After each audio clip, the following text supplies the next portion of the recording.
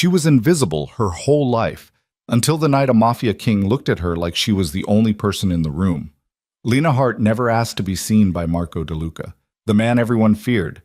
But when her stepsister's engagement party became the stage for her darkest nightmare, and Marco offered her a choice between prison and marriage, being invisible was no longer an option. One glance changed everything.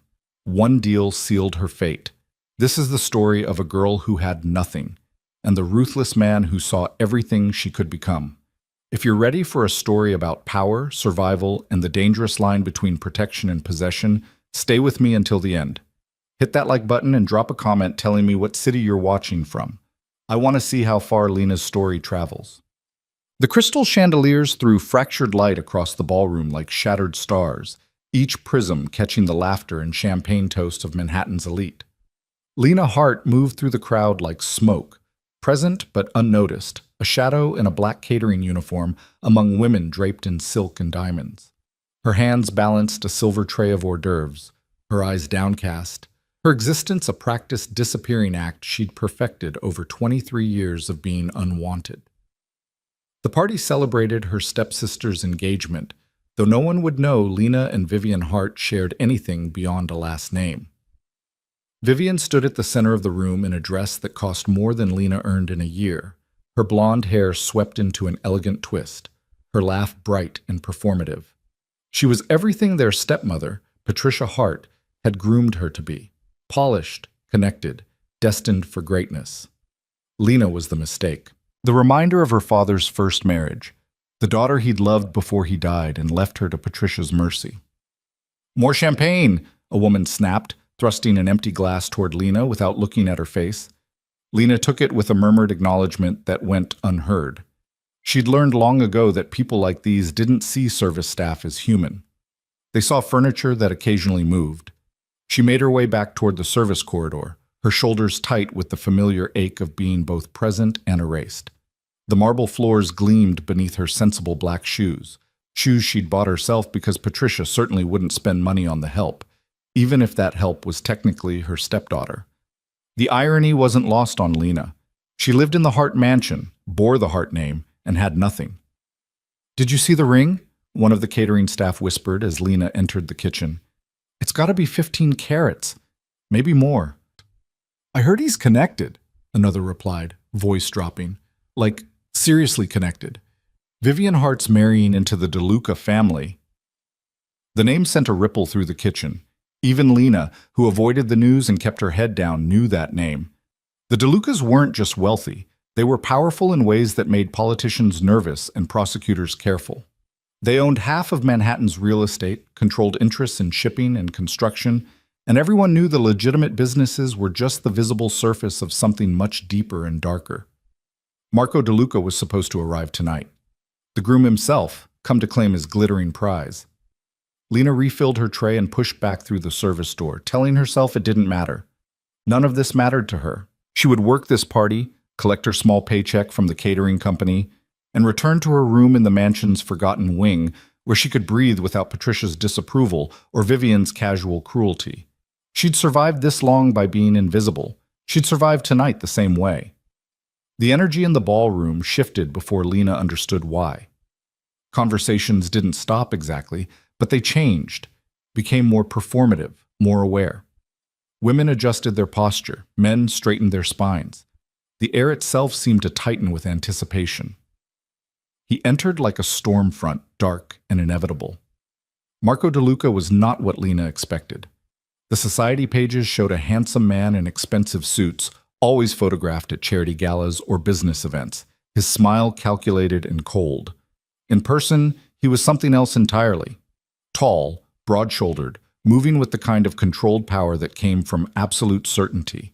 His suit was black and perfectly tailored, but it was his presence that commanded the room, a gravity that pulled every eye toward him, whether people wanted to look or not. His face was all sharp angles and controlled intensity, dark hair swept back, jaw tight with what might have been tension or might have been his natural state. But it was his eyes that stopped Lena's breath. Dark, assessing, missing nothing. The eyes of a man who'd learned to read threats and opportunities in a single glance. Vivian swept toward him immediately, her rehearsed delight on full display. "Darling, everyone, my fiancé has arrived." The crowd applauded politely. Marco accepted Vivian's kiss on his cheek with the practiced ease of a man used to performance, but Lena saw the distance in it. He was here, physically present, but some essential part of him remained untouchable, separated by glass walls no one else seemed to notice. Lena turned away, ready to disappear back into the kitchen's safety, when it happened. His gaze found her. For exactly 3 seconds, Marco DeLuca's dark eyes locked onto Lena Hart across a ballroom full of Manhattan's finest, and the world contracted to just that look. She froze, tray balanced in her hands, heart suddenly hammering against her ribs.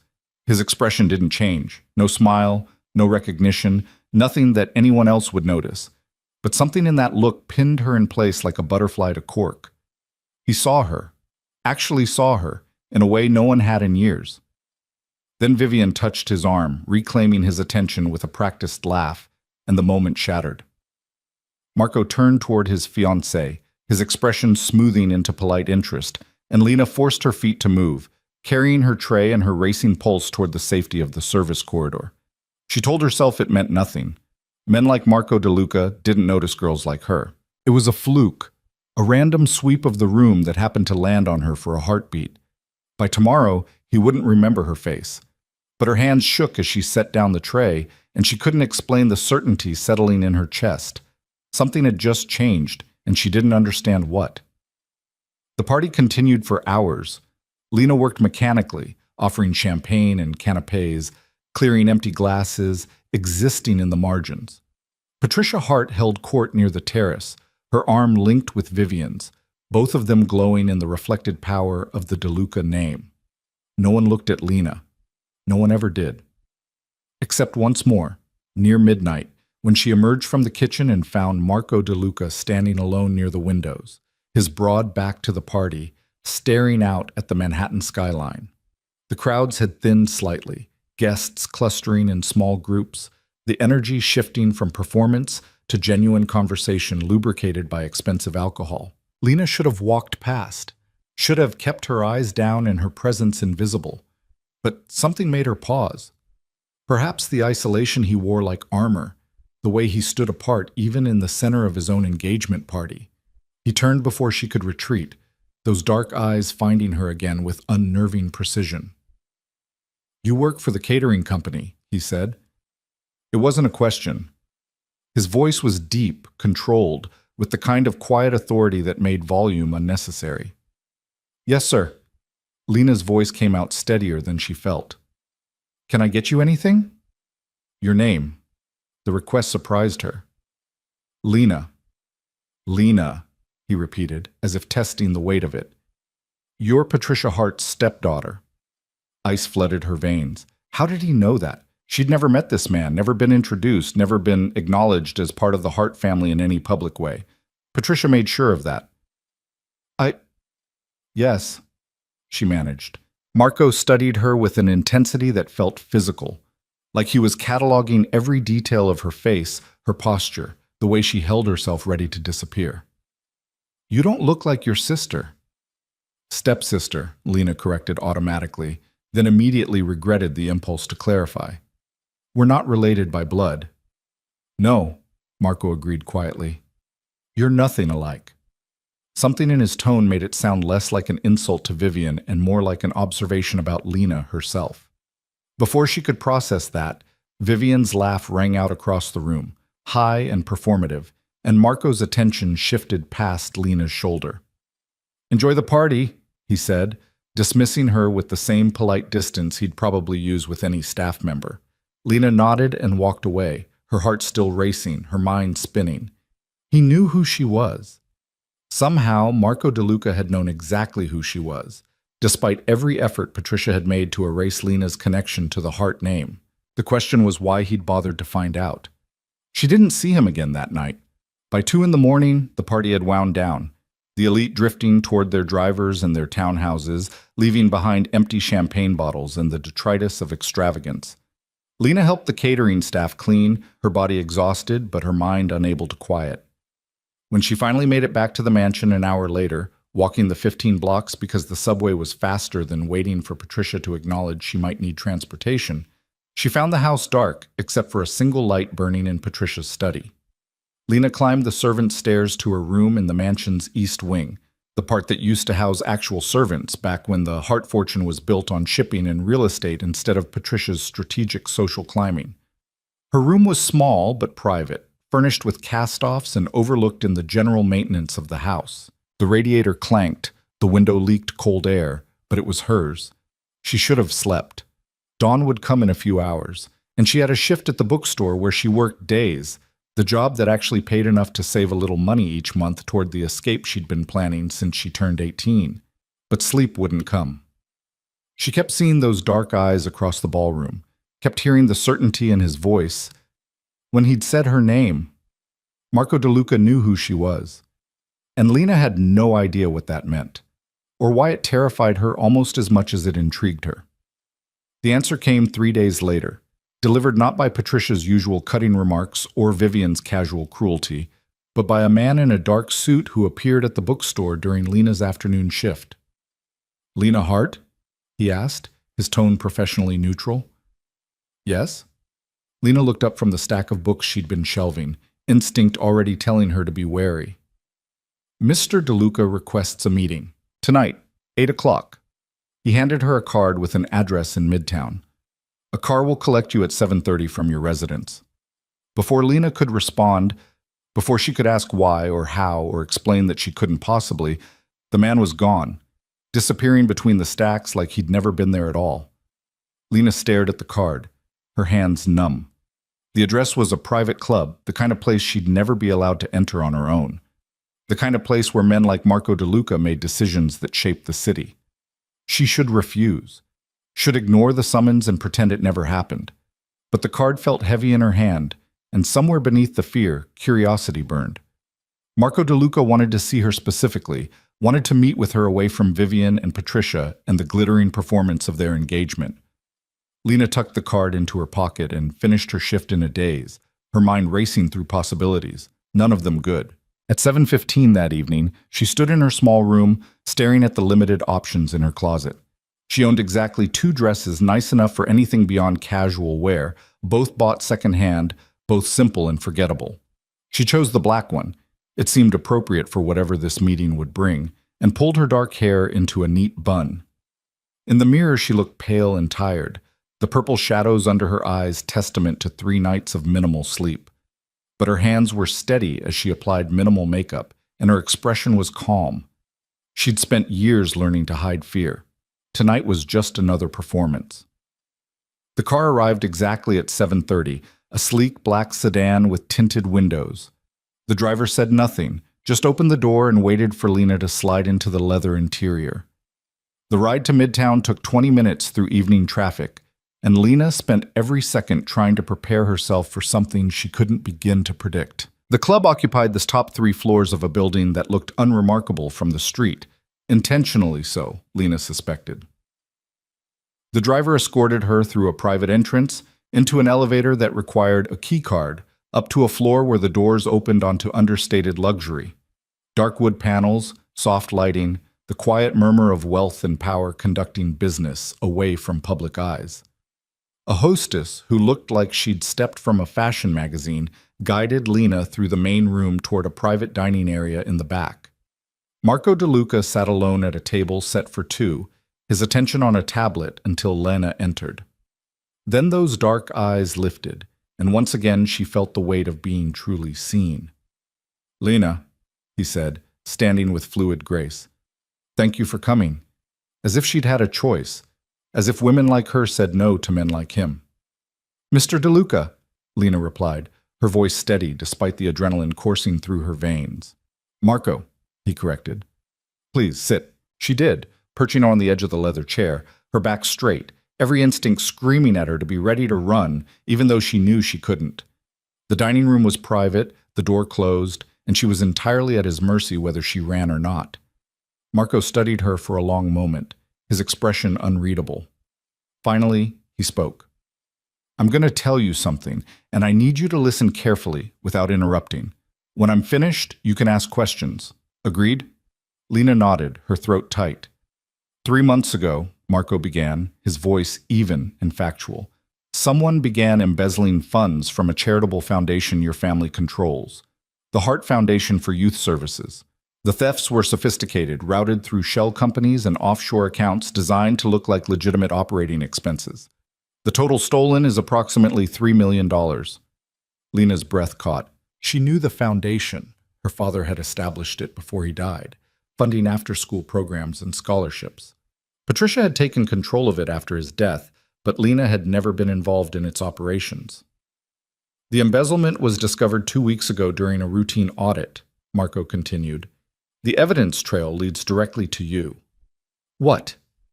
The word burst from Lena before she could stop herself. That's impossible. I don't have access to the foundation's accounts. I don't have access to anything. Marco held up a hand, stopping her. I know. The evidence is fabricated. Your stepsister, with your stepmother's knowledge and assistance, has been stealing from the foundation for months and building a false trail that points to you. Bank accounts opened in your name with forged signatures. Email correspondence created using credentials they obtained from your personal computer. Digital fingerprints placing you at the center of the conspiracy. The room spun. Lena gripped the edge of the table, her knuckles white. Why would they? Because Patricia Hart wants you gone, Marco said bluntly. She's wanted you gone since your father died, but she couldn't act directly without raising questions. This way, you'll be arrested, prosecuted, and sent to prison. The Hart name might suffer briefly, but Patricia will position herself and Vivian as the innocent victims of your betrayal. The foundation will likely be dissolved, the remaining assets absorbed into Patricia's personal accounts, and you'll be safely removed from her life. Lena couldn't breathe. The casual cruelty of it, the calculation, the months of planning required to build such an elaborate frame. It was worse than anything Patricia had ever done, and Patricia had done plenty. How do you know this? Lena managed. Because I make it my business to know everything about the people my family becomes involved with, Marco replied. When Vivian and I began discussing marriage, I had her background investigated, thoroughly. The foundation discrepancies appeared in that investigation. When I looked closer, the frame became obvious, at least to someone who knows what to look for. Have you told Vivian? Patricia? Lena asked, though she already knew the answer. No. Marco leaned back in his chair, his dark eyes never leaving her face. And I won't. Horror joined the fear churning in Lena's stomach. So you're just going to let them— I'm going to offer you an alternative, Marco interrupted. The authorities will move on this within the week. Patricia has already laid the groundwork with her attorneys, painting herself as the concerned stepmother who discovered the theft and reported it. You have no resources to fight her, no credibility against her social standing, and the evidence against you is substantial enough that even a public defender would advise you to take a plea deal. Then what alternative could you possibly— Marriage, Marco said simply. The word hung in the air between them like a blade. Lena stared at him, certain she'd misheard, but his expression remained serious, waiting. I don't understand, she whispered. Marco's jaw tightened, the first crack in his controlled demeanor. My family has certain expectations. Alliances are built through marriage, partnerships cemented through carefully chosen unions. Vivian Hart is beautiful, connected, and utterly unsuitable for the kind of wife I actually need. She's your fiancée, Lena said numbly. She's a woman my family approved based on surface credentials, her stepmother's social connections, her appearance, her ability to play the role in public. Marco's voice held an edge now, something sharp beneath the control.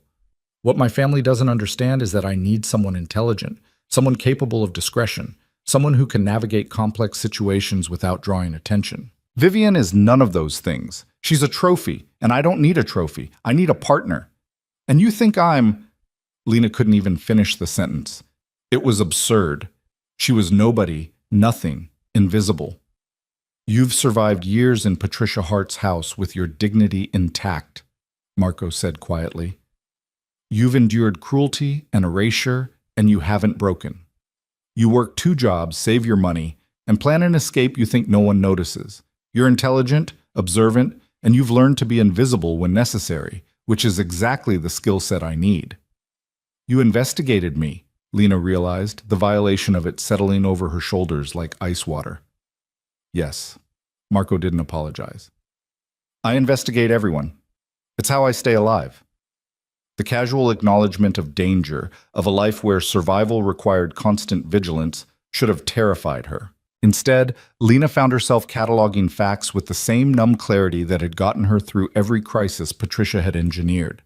Marco DeLuca wasn't just wealthy, he was dangerous. His family's power came from places polite society didn't acknowledge, and marrying him meant entering a world where the rules were different, where safety was never guaranteed. But prison meant rape, violence, and years of her life stolen for crimes she didn't commit. It meant giving Patricia exactly what she wanted, Lena's complete destruction. What exactly are you proposing? Lena asked, her voice steadier than she felt. A marriage contract, Marco replied, pulling a folder from beneath the table. Legal, binding, and entirely practical. You marry me within the week, before the authorities move on the foundation fraud. As my wife, you'll be protected from prosecution. Patricia can't touch you without going through me, and she's not that stupid. The evidence against you becomes irrelevant because my attorneys will bury it, and Patricia knows better than to fight me publicly. And in exchange? Lena opened the folder, scanning the dense legal language. You fulfill the role of my wife. Public appearances when necessary, discretion about my business affairs, and an understanding that this is a strategic arrangement, not a love match. Marco's tone remained businesslike, but something flickered in his eyes, calculation, perhaps, or assessment. You'll live in my home, have access to resources including education if you want it, and be compensated for your role. The contract specifies terms, including provisions for dissolution should either party choose to end the arrangement after an agreed period. Lena read quickly, her hands shaking slightly. The contract was shockingly fair. She'd retain certain personal freedoms, have her own accounts, even a clause that protected her right to pursue her own interests within the bounds of discretion. It was more than she'd ever had under Patricia's roof. How long? She asked. Minimum 3 years, Marco said. Enough time to satisfy my family's expectations and establish the marriage as legitimate. After that, we can renegotiate or part ways cleanly. 3 years.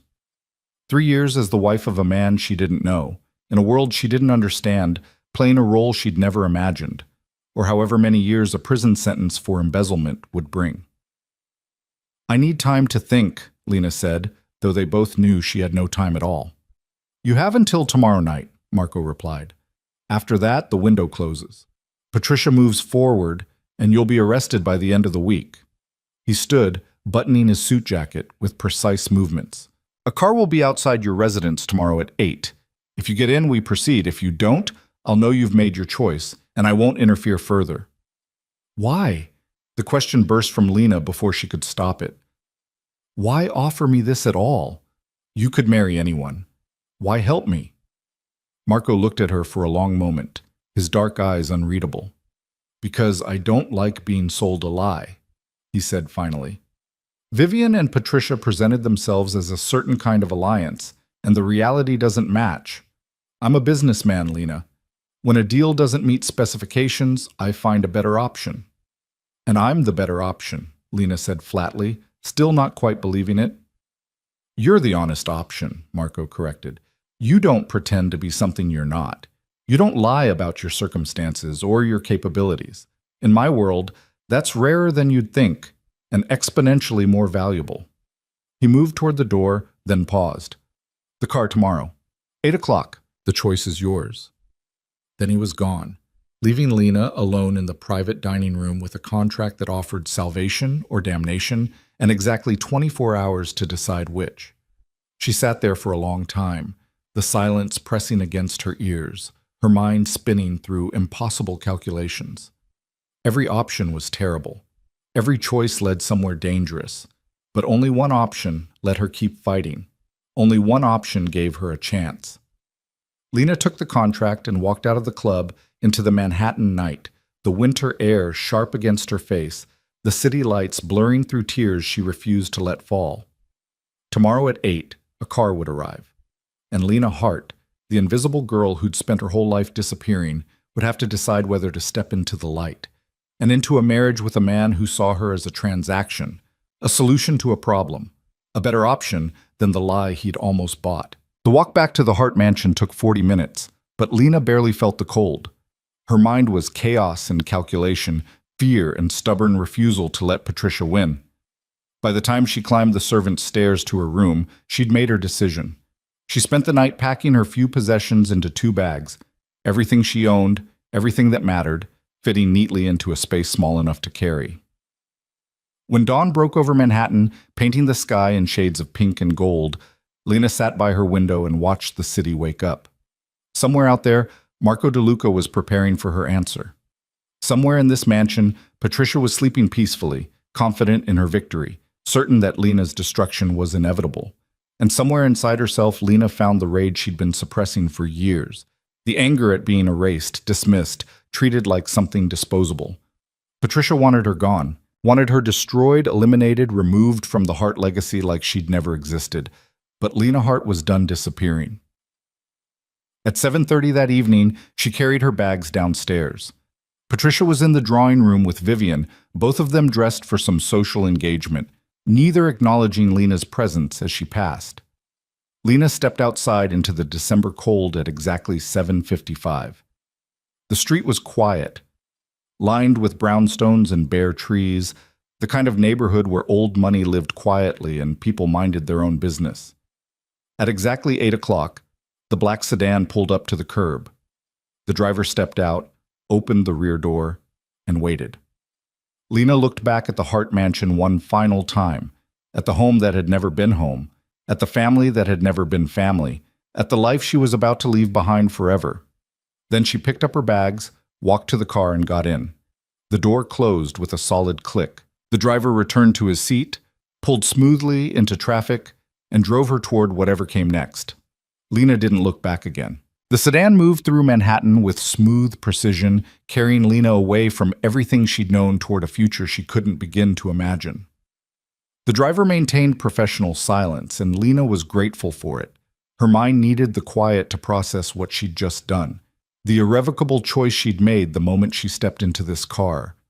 The city blurred past the tinted windows, familiar streets transformed by the knowledge that she was seeing them differently now, as someone else. Not Patricia Hart's unwanted stepdaughter anymore. Not the invisible girl serving champagne at parties where no one knew her name. In less than a week, she would be Marco DeLuca's wife. The thought sent ice and fire through her veins in equal measure. The car pulled up to a building in Tribeca, all glass and steel and understated wealth. The kind of place where security was invisible but absolute, where privacy cost more than most people earned in a year. The driver opened her door, retrieved her bags from the trunk, and gestured toward the entrance where a doorman already stood waiting. "Miss Hart," the doorman said with polite deference that felt surreal. "Mr. DeLuca is expecting you, penthouse level." The elevator required a key card the doorman provided, and Lena rode up 47 floors in silence, watching the city drop away beneath her through the glass walls. At the top, the doors opened directly into an apartment that stole her breath. Floor-to-ceiling windows overlooked Manhattan in 3 directions, the skyline glittering like scattered diamonds against the darkness. The space was modern and minimalist, all clean lines and expensive simplicity. Dark hardwood floors, furniture that looked designed rather than bought, art on the walls that Lena suspected was original and probably worth more than the Hart mansion. Marco stood near the windows, still dressed in the dark suit he'd worn earlier, a glass of something amber in his hand. He turned when the elevator chimed, his expression unreadable. "You came," he said simply. "Did you think I wouldn't?" Lena stepped into the apartment, her bags suddenly feeling shabby and small in this space. "I thought you might choose prison over me," Marco replied, something that might have been humor flickering in his dark eyes. "Some people prefer certain danger to unknown risk." "I've lived with certain danger my whole life," Lena said quietly. "At least this risk comes with better terms." Marco's lips curved slightly, not quite a smile, but close. "Practical. Good." He set down his glass and crossed to where she stood. "Let me show you your room." Your room, not our room. Lena felt something unknot in her chest that she hadn't realized was tight. He led her down a hallway lined with more art, past what looked like a home office and a library, to a bedroom that was larger than her entire space at the Hart mansion. The furniture was elegant and clearly expensive, the bed enormous, the attached bathroom visible through an open door that revealed marble and chrome. "This is yours," Marco said, setting her bags inside. "Private bathroom, closet, through there. You'll need appropriate clothing for public appearances. I'll have my assistant arrange for a stylist tomorrow." Lena turned to face him, sudden exhaustion washing over her now that the adrenaline was fading. "When's the wedding?" "Friday," Marco replied. 3 days. It will be private, just immediate family and witnesses. My attorneys have already filed the necessary paperwork. 3 days. Lena had imagined weddings once when she was younger and still believed in fairy tales. White dresses and flowers and love shining in someone's eyes. This would be nothing like that. A legal transaction, witnessed and binding, as romantic as a business merger, which was exactly what it was. "Your family," Lena said slowly. "What did you tell them about Vivian?" "That the engagement was a mistake and I'd found someone more suitable." Marco's tone remained neutral, but something hard glinted in his eyes. "My father was displeased. My mother less so. Vivian's connections were valuable, but not irreplaceable." "And Patricia?" "I had my attorney contact her this afternoon," Marco said. "Informed her that you're under my protection now, and any attempt to proceed with false charges against you will be met with legal action that will destroy what's left of the Hart reputation. I also made it clear that the Foundation investigation will continue, and if evidence of actual embezzlement surfaces, I won't hesitate to ensure appropriate consequences." Which meant Patricia and Vivian would be looking over their shoulders, wondering if Marco's people would find proof of their crimes. It wasn't perfect justice, but it was more than Lena had dared hope for. "She'll hate me for this," Lena said, though she felt oddly detached from the idea. Patricia's hatred was nothing new. "She already hated you," Marco replied bluntly. "Now she'll also fear you. That's an improvement." He moved toward the door, then paused. "Get some rest. Tomorrow we'll go over expectations and you'll meet with the stylist. Friday we marry, and Saturday there's a family dinner where you'll be introduced as my wife. Questions can wait until tomorrow." "Just one," Lena said, her voice steadier than she felt. "Why didn't you just expose Vivian and Patricia? You have the evidence. You could have destroyed them." Marco looked at her for a long moment, his dark eyes assessing. "Because that would have been about them," he said finally. "This is about you. You needed a way out, and I needed an honest partner. Everything else is secondary." He left before Lena could respond, the door closing quietly behind him, leaving her alone in a bedroom that cost more than she'd earned in her entire life, in an apartment owned by a man she barely knew, preparing to marry someone who saw her as a solution to a problem. Lena sat on the edge of the bed, her hands shaking now that she was finally alone. The exhaustion crashed over her in waves, but beneath it ran a current of something else, something fierce and defiant that refused to let her collapse. She'd survived Patricia's cruelty. She'd survived years of being erased and dismissed and treated like nothing. She could survive this too. And maybe, just maybe, she could do more than survive. Maybe she could actually build something from the ashes of the life she'd left behind. Lena unpacked her meager belongings, hanging her few pieces of clothing in a closet designed for a wardrobe 50 times larger. She showered in the marble bathroom, the water pressure better than anything she'd experienced, and when she finally crawled into bed, the sheets were softer than clouds. She should have felt like an imposter, should have felt terrified, overwhelmed, completely out of her depth. Instead, as she drifted toward sleep, Lena felt something she hadn't experienced in years: possibility. Morning arrived with winter sunlight streaming through windows Lena had forgotten to cover. She woke disoriented, the unfamiliar room taking several seconds to resolve into memory and reality. Marco's apartment, her new life. 3 days until a wedding that would change everything. She found Marco in the kitchen, dressed more casually than she'd yet seen him, dark slacks and a charcoal sweater that somehow made him look more dangerous rather than less. He was reading something on a tablet while coffee brewed, the domestic normalcy of it jarring against everything else about him. "Coffee?" he offered, looking up as she entered. "Please," Lena said, suddenly aware she was wearing the same worn sleep shirt she'd owned for 5 years, her hair unbrushed, her face clean of makeup. She probably looked exactly like what she was, a girl way out of her depth. But Marco's expression didn't change as he poured coffee into an expensive-looking mug and handed it to her. "Stylist will be here at 10. My assistant Elena will coordinate everything you need for the next few days. She's discreet and efficient. Trust her." "Okay," Lena said, cradling the mug like a lifeline. The coffee was perfect, rich and strong, exactly what she needed. Marco leaned against the counter, studying her with that unnerving intensity. "We should establish some ground rules before Friday." Lena's stomach tightened, but she nodded. "I'm listening." "First, honesty. I need to know I can trust what you tell me, even if it's difficult. If you're uncomfortable with something, say so. If you need something, ask. I can't work with someone who hides problems until they explode." "I can do that," Lena said. Though years of surviving Patricia had taught her to hide everything, this would require unlearning instincts. Second, discretion. My business involves situations that can't be discussed outside certain contexts. You'll hear things, see things, meet people whose activities aren't always legal in the traditional sense. I need your silence about those matters.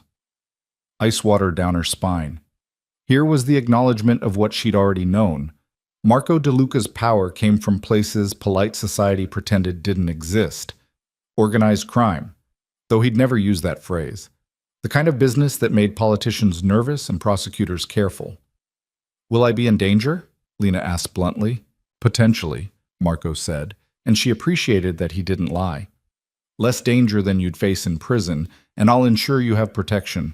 But yes, being my wife carries certain risks." "What kind of protection?"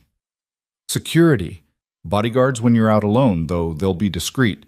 This building has excellent security already. You'll also learn basic self-defense. I'll arrange training." The matter-of-fact way he discussed bodyguards and self-defense should have terrified her. Instead, Lena found herself calculating. Risk versus reward. Danger versus the alternative. She'd already made her choice when she got in the car last night. "Third rule?" she prompted. "Public unity," Marco said. "We can disagree in private, but in public we present a united front. My enemies will look for weaknesses, divisions they can exploit. We can't give them that opening." "You have enemies," Lena said. Not a question. "Many," Marco confirmed without hesitation. "Comes with the territory. Most will leave you alone out of respect for me, but some will test boundaries. That's why the protection matters." Lena sipped her coffee, processing. "What do you expect from me?" "In this marriage, I mean, beyond public appearances." Marco's expression shifted slightly, something that might have been approval. "Smart question. I expect you to be present at family functions and certain business dinners, to handle social obligations with grace, to manage the household staff. I have people, but they need direction.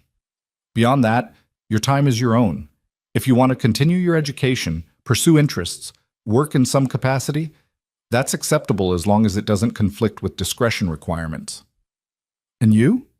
Lena asked, emboldened by his directness. "What should I expect from you?" "Honesty when possible, though sometimes I won't be able to tell you everything immediately. Protection absolutely. Resources as needed. Respect for the boundaries we establish." He paused, his dark eyes holding hers. "I won't pretend this is a love match, Lena. I won't lie to you about affection I don't feel. But I will treat you fairly, and I'll keep my word about the contract terms." It was perhaps the most honest thing anyone had ever said to her. No false promises, no manipulative reassurances, just clear expectations and mutual benefit. "One more question," Lena said quietly. "What about other women?" Marco's jaw tightened slightly. "The contract specifies discretion on both sides. I won't humiliate you publicly with affairs, and I expect the same courtesy. What happens privately between consenting adults is separate, but it stays private." So he might take lovers, as long as he was discreet. The knowledge settled in Lena's chest with surprising indifference. She'd expected this to be a business arrangement, and Marco was simply confirming what the contract had already stated. At least he was being honest about it. "Understood," she said. The doorbell chimed, an elegant sound, nothing like a normal doorbell. Marco straightened. "That will be Elena and the stylist. I have meetings most of the day, but I'll be back this evening. Elena knows how to reach me if you need anything. He paused on his way out of the kitchen, turning back. You're handling this better than I expected. I've had practice surviving impossible situations, Lena replied. Something flickered in Marco's eyes. Recognition, perhaps, or respect. Good. You'll need that skill here too. Then he was gone, and Lena was left alone with her coffee and the understanding that she'd just agreed to marry a man who'd laid out their relationship with the emotional warmth of a corporate merger. But at least he'd been honest. In Lena's experience, honesty was rarer and more valuable than affection. Elena turned out to be a woman in her 40s with sharp eyes, elegant style, and the kind of efficient competence that suggested she could run a small country if necessary. The stylist, a man named Andre, had an artistic temperament and an eye for detail that bordered on obsessive. They transformed Lena's room into a temporary fashion studio, bringing racks of clothing, shoes, accessories, and makeup that made her head spin. Andre assessed her with the intensity of a sculptor examining marble, walking circles around her while making notes on a tablet. Good bone structure, he murmured. Excellent posture. You carry yourself well despite the terrible clothes. Coloring is lovely, very Snow White. We'll emphasize that. Play to your strengths. For the next 4 hours, Lena was measured, photographed, dressed, and redressed in outfits that cost more than she used to make in 6 months. Andre had opinions about everything: colors, cuts, fabrics, the way certain styles complemented or clashed with her frame. Elena took notes, coordinated deliveries, and managed the chaos with unflappable calm. For the wedding, Andre said, pulling out a dress bag with reverence. Marco specified you'd need something appropriate for a private ceremony. I took the liberty of selecting options. The dresses were beautiful, elegant, sophisticated, nothing like the princess confections Lena had imagined as a girl. She tried them on one by one, while Andre and Elena discussed pros and cons with the seriousness of military strategists. They settled on a dress in champagne silk, simple and stunning, with clean lines that skimmed her figure without clinging. When Lena looked in the mirror, she barely recognized herself. The girl staring back looked confident, elegant, like someone who belonged in Marco DeLuca's world. Perfect, Andre declared. You'll be the most beautiful bride in Manhattan on Friday. It's just a small ceremony, Lena protested. All the more reason to be stunning, Elena said with a slight smile. First impressions matter, especially with Marco's family. They'll be watching you, judging whether you're suitable. This dress tells them you are. After Andre left with promises to have the rest of the wardrobe delivered within 24 hours, Elena sat down with Lena in the living room, her expression becoming more serious. I've worked for Marco for 8 years, Elena said. I want you to understand something important. He's not an easy man. He's complicated, dangerous in ways that matter, and he doesn't let people close easily. But he's also fair, protective of what's his, and he keeps his word absolutely. You're warning me, Lena said quietly. I'm telling you what to expect, Elena corrected. Marco chose you for specific reasons, and those reasons are good ones. But this world, his world, is different from anything you've known. There will be people who test you, situations that feel impossible, moments when you'll question this choice. I'm already questioning it, Lena admitted. Elena's expression softened slightly. That's honest. Good. Marco values honesty above almost everything else. My advice? Be exactly who you are. Don't try to become someone you think he wants. He chose you because you're not like the women in his usual circles. Don't lose that in trying to fit in. What if I can't handle it? Lena asked, voicing the fear that had been building since last night. What if I'm not strong enough for this? You survived Patricia Hart's house for years, Elena said bluntly. You worked 2 jobs, saved money, planned an escape, and kept your dignity intact through systematic cruelty. That takes more strength than most of Marco's family has ever needed. You'll be fine. The vote of confidence from this competent, sharp-eyed woman settled something in Lena's chest. Thank you. Don't thank me yet, Elena said with dry humor. Wait until after the family dinner on Saturday. That's when the real test begins. She left Lena with a schedule for the next few days, her personal phone number, and instructions to call if anything felt wrong or unsafe. When the door closed behind her, Lena was alone again in the stunning apartment, surrounded by evidence of a life that still didn't feel real. She spent the afternoon exploring the space more thoroughly, discovering a library full of books that suggested Marco's interests ranged from classical literature to military history to philosophy. His home office was locked, which didn't surprise her. The kitchen was professional grade despite the sense that Marco didn't cook often. Everything was clean, organized, expensive, and somehow impersonal, like a very high-end hotel rather than a home. Marco returned around 7, looking tired in a way that made him seem more human. He loosened his tie as he entered, his dark eyes finding Lena where she sat curled up in a chair by the windows with a book from his library. "How did it go with Andre?" he asked. "Overwhelming," Lena admitted, "but Elena was helpful." "She usually is." Marco poured himself a drink from the bar cart near the windows. "Hungry? We could order something." The domestic normalcy of the question, could they order dinner, like any couple might, felt surreal. But Lena nodded and they ended up eating Thai food at the dining table while Marco asked surprisingly ordinary questions about her day, and she found herself answering with more ease than expected. Elena said Saturday's family dinner is important, Lena ventured between bites of pad thai. "It is," Marco confirmed.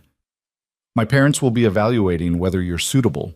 My sister will be curious but probably friendly. Various cousins and uncles will attend, each with their own agenda and opinions. And if they decide I'm not suitable?" "Too late," Marco said bluntly. "We'll be married by then. They'll adjust or they won't, but the marriage stands either way." "You're not concerned about their approval?" Lena asked, surprised. Marco's expression hardened slightly. "My father spent years grooming me to take over the family business. He thinks that gives him veto power over my choices. It doesn't. I respect his experience, but I make my own decisions." There was history there, layers of family dynamics Lena couldn't begin to understand, but she recognized the tension, the complicated relationship between duty and autonomy.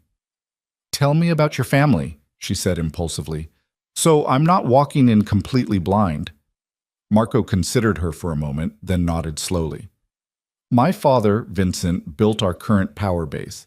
He's ruthless, strategic, and believes family loyalty is absolute. My mother, Carmela, is more subtle, but no less dangerous.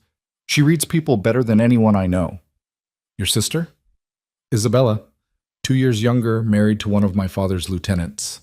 She's smarter than most people realize, which she uses to her advantage." "And they'll all be judging me," Lena said, trying not to let anxiety creep into her voice. "They'll be judging whether you're weak," Marco corrected. "Whether you'll be a liability or an asset. Show them you're neither weak nor stupid, and you'll be fine." "Just like that?" Lena couldn't keep the skepticism from her tone. "Just like that," Marco confirmed. "They respect strength, Lena. Not cruelty or aggression necessarily, but the ability to hold your ground. You've been doing that your whole life. You just didn't realize it was a valuable skill." The conversation drifted to other topics. The wedding ceremony logistics, the legal paperwork his attorneys needed her to sign, practical matters that felt strange to discuss so casually. When they finally said goodnight and retreated to separate bedrooms, Lena felt exhausted but less terrified than she'd expected. Marco DeLuca was dangerous, complicated, and operating in a world she didn't understand. But he was also honest, direct, and surprisingly easy to talk to when the conversation stayed practical. She could work with that. The next 2 days blurred together in a whirlwind of preparation. More meetings with attorneys signing documents that made the marriage legally binding. A quiet session with Elena reviewing protocols for family interactions. Andre delivered the rest of Lena's new wardrobe, transforming her closet from empty to full of elegant, expensive clothing that fit perfectly and made her look like someone who belonged in Marco's world. Thursday evening, Marco knocked on her bedroom door, which he'd never done before. Lena opened it to find him holding a small velvet box. "Wedding rings," he said without preamble. "I need to make sure yours fits." He opened the box to reveal 2 platinum bands, simple, elegant, expensive in their understated perfection. Marco took the smaller ring and reached for Lena's left hand, his touch impersonal and efficient as he slid the band onto her finger. It fit perfectly, of course. Marco had probably known her exact size from whatever investigation he'd conducted. "You don't have to wear it constantly," he said, "but you'll need it for family functions and public appearances." Lena looked down at the ring circling her finger, the physical symbol of a marriage that would be legal but not real, binding but not loving. "Do you want me to wear it?" she asked. Marco met her eyes, something unreadable in his dark gaze. "I want you to do whatever feels right to you. This isn't a traditional marriage, Lena. We don't have to pretend otherwise when we're alone."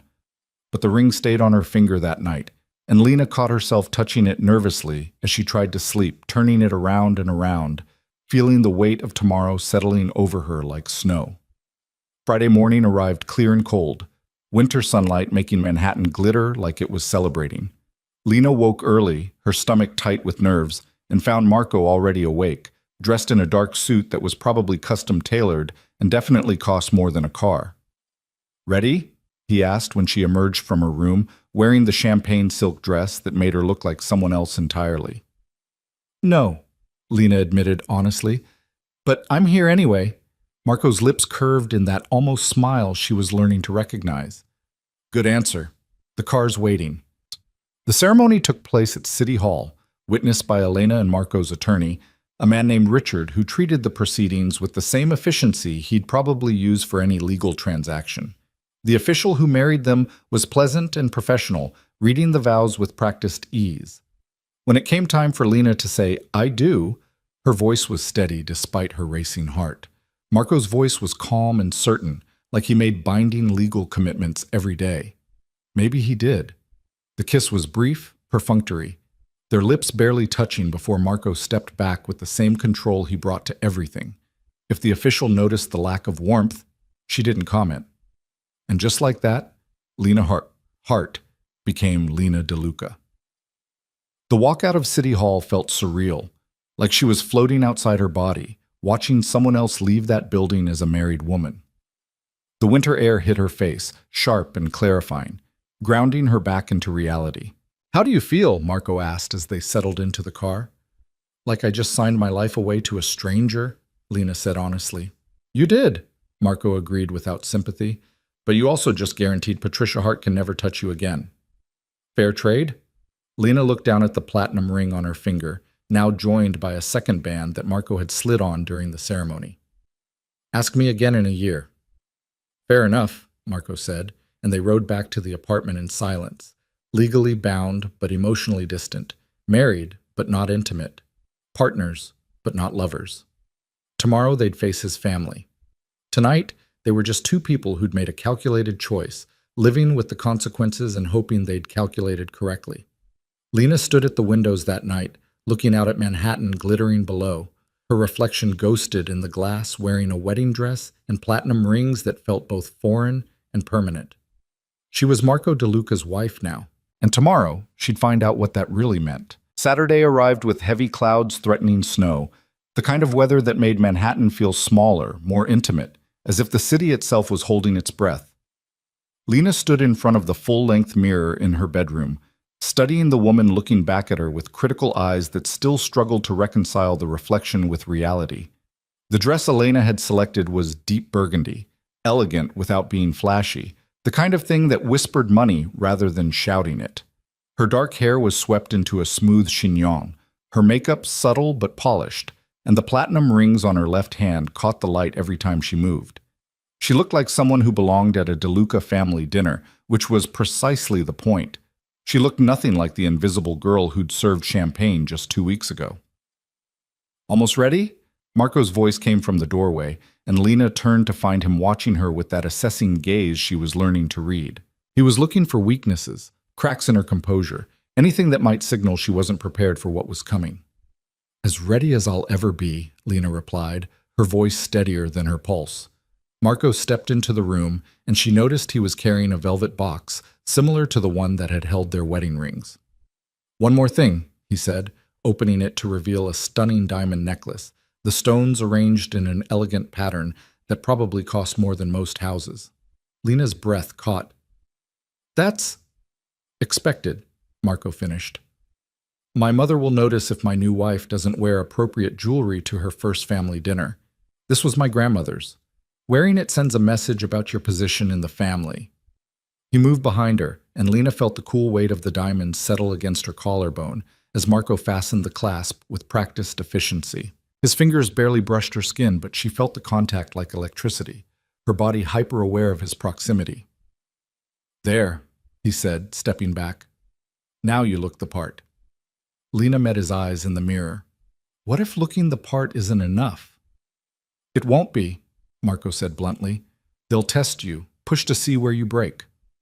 My father will try to intimidate you. My mother will probe for weaknesses with questions that sound innocent but aren't. Various relatives will make assumptions about who you are and why I married you."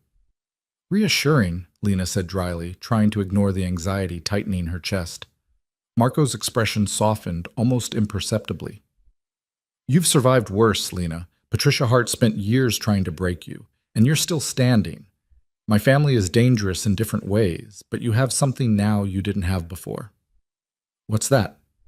"Me," Marco said simply. "You're mine now, which means anyone who hurts you answers to me. They know that. It won't stop them from testing boundaries, but it sets limits on how far they'll push."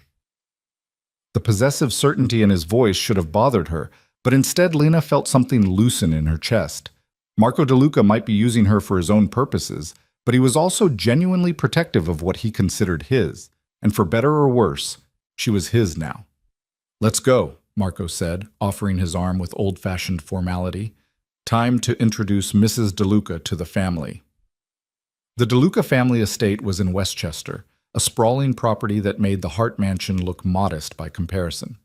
The house itself was stone and elegant, surrounded by manicured grounds that probably required a full-time staff to maintain.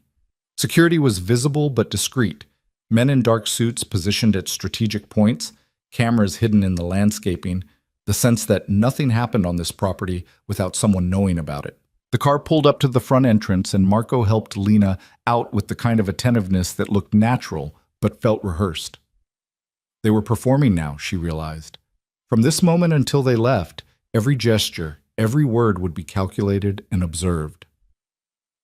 The front door opened before they reached it, revealing a woman in her late 50s with dark hair streaked with silver, sharp eyes that missed nothing, and the kind of timeless elegance that came from generations of wealth and power. She wore a navy dress with pearl earrings, her posture perfect, her expression politely neutral as she studied Lena with the intensity of a scientist examining a new specimen. "Madre," Marco said, leaning in to kiss her cheek. "This is Lena. Lena, my mother, Carmela DeLuca." "Mrs. DeLuca," Lena said, offering her hand with what she hoped was appropriate confidence. Carmela's handshake was firm, her skin cool and dry. "Lena, what an unexpected pleasure." Her voice held the faintest hint of an accent, something old-world and refined. Marco mentioned he'd made a sudden change in plans, but he was quite economical with details. "I apologize for the short notice," Lena said, holding the older woman's gaze despite wanting to look away. "The timing was complicated." "I'm sure it was," Carmela said with a slight smile that didn't reach her eyes. "Come inside, the family is eager to meet you." The house was as impressive inside as out. Marble floors, original art on the walls, the kind of quiet wealth that didn't need to announce itself. Carmela led them through a formal living room where several people had already gathered, conversation stopping as Marco and Lena entered. "Everyone," Carmela said, her voice carrying effortless authority, "this is Lena, Marco's wife. Lena, this is the family." The next 20 minutes were a blur of introductions. Marco's father, Vincent, was exactly what Lena expected. Tall, imposing, with Marco's dark eyes and an expression that suggested he was perpetually calculating angles and advantages. His handshake was a test of grip strength, his gaze dismissive in a way that made Lena's spine stiffen with instinctive defiance. "So you're the one who replaced the Hart girl," Vincent said, his tone suggesting he found the substitution questionable. "Marco said you were more suitable. We'll see." "I look forward to proving it," Lena replied evenly, refusing to let his obvious disapproval rattle her. Marco's sister, Isabella, was warmer, or at least better at pretending to be. She was beautiful in a way that was clearly strategic, her smile practiced but not entirely false, her assessment of Lena quick and thorough. "Welcome to the family," Isabella said, her embrace brief but seemingly genuine. "Marco's been quite secretive about you. I had to hear about the marriage from Mother, can you imagine? It was a quick decision, Lena said carefully. Apparently, Isabella replied with a knowing look that suggested she understood more than she was saying. We should have lunch sometime, just us. I can help you navigate the family politics. They can be complicated. The offer felt genuine, but Lena had learned not to trust surface warmth. Still, she nodded and smiled, playing the part of the grateful newcomer. The rest of the family was a collection of uncles, cousins, and various relatives whose exact relationships Lena lost track of quickly. They all studied her with varying degrees of interest and skepticism, clearly wondering who this unknown woman was and why Marco had married her so suddenly. Dinner was served in a formal dining room that could have seated 20 but held 12 tonight. Lena found herself seated between Marco and Isabella, directly across from Carmela, who watched her with the focused attention of a hawk tracking prey. The first course arrived, and conversation flowed around topics that felt deliberately designed to test Lena's knowledge and composure. Business matters discussed in vague terms that everyone except her seemed to understand. References to people and events she had no context for. Questions about her background that probed for weaknesses. So, Lena, Vincent said from the head of the table, his voice cutting through other conversations. Marco mentioned you worked for a catering company. Interesting background for a DeLuca wife. The table went quiet, everyone watching to see how she'd handle the obvious condescension. I worked several jobs, Lena said calmly, meeting Vincent's gaze directly. Catering helped pay for night classes. I find working for a living builds character, though I understand that's not a universal perspective. Several people around the table shifted, and Lena caught the faintest hint of amusement in Carmela's eyes. Vincent's expression hardened, but before he could respond, Marco spoke. Lena put herself through college while living in a hostile environment, Marco said, his tone casual, but with an edge that suggested disagreement wouldn't be tolerated. She has more practical experience with survival than most people at this table. I consider that an asset. Survival, Vincent repeated, the word heavy with skepticism. This family requires more than survival instincts, Marco. It requires understanding of our business, our values, our way of doing things. Which Lena will learn, Marco replied smoothly. Just as you learned when you married into the family, father. Or have you forgotten you weren't born a DeLuca either? The tension at the table ratcheted up several degrees. Lena kept her expression neutral, but internally she was recalibrating her understanding of Marco's relationship with his father. This wasn't just typical family friction. There was genuine conflict here, power struggles playing out over wine and pasta. Carmela intervened with the practiced ease of someone who'd mediated these battles for decades. Tell me, Lena, what did you study in college? Literature and business, Lena replied, grateful for the shift to safer ground. I never finished my degree, but I plan to complete it when circumstances allow. Literature, Carmela repeated thoughtfully. Do you have favorite authors? The question felt like another test, but Lena answered honestly. I've always loved the Brontes, Jane Eyre particularly. I appreciate stories about women who refuse to accept the limitations others place on them. Something flickered in Carmela's expression, recognition, perhaps, or approval. An appropriate choice for someone in your position. The conversation moved on, but Lena felt she'd passed some invisible threshold. Carmela's questions became less probing, more genuinely curious. Isabella engaged her in discussion about books and Manhattan cultural events, clearly trying to be welcoming. Even some of the uncles and cousins seemed to relax slightly, their assessment shifting from openly skeptical to cautiously accepting. Only Vincent remained cold, his disapproval a constant presence at the head of the table. After dinner, the family moved to the library for coffee and continued conversation. Marco was pulled aside by his father and several uncles for what was clearly a business discussion, leaving Lena with the women of the family.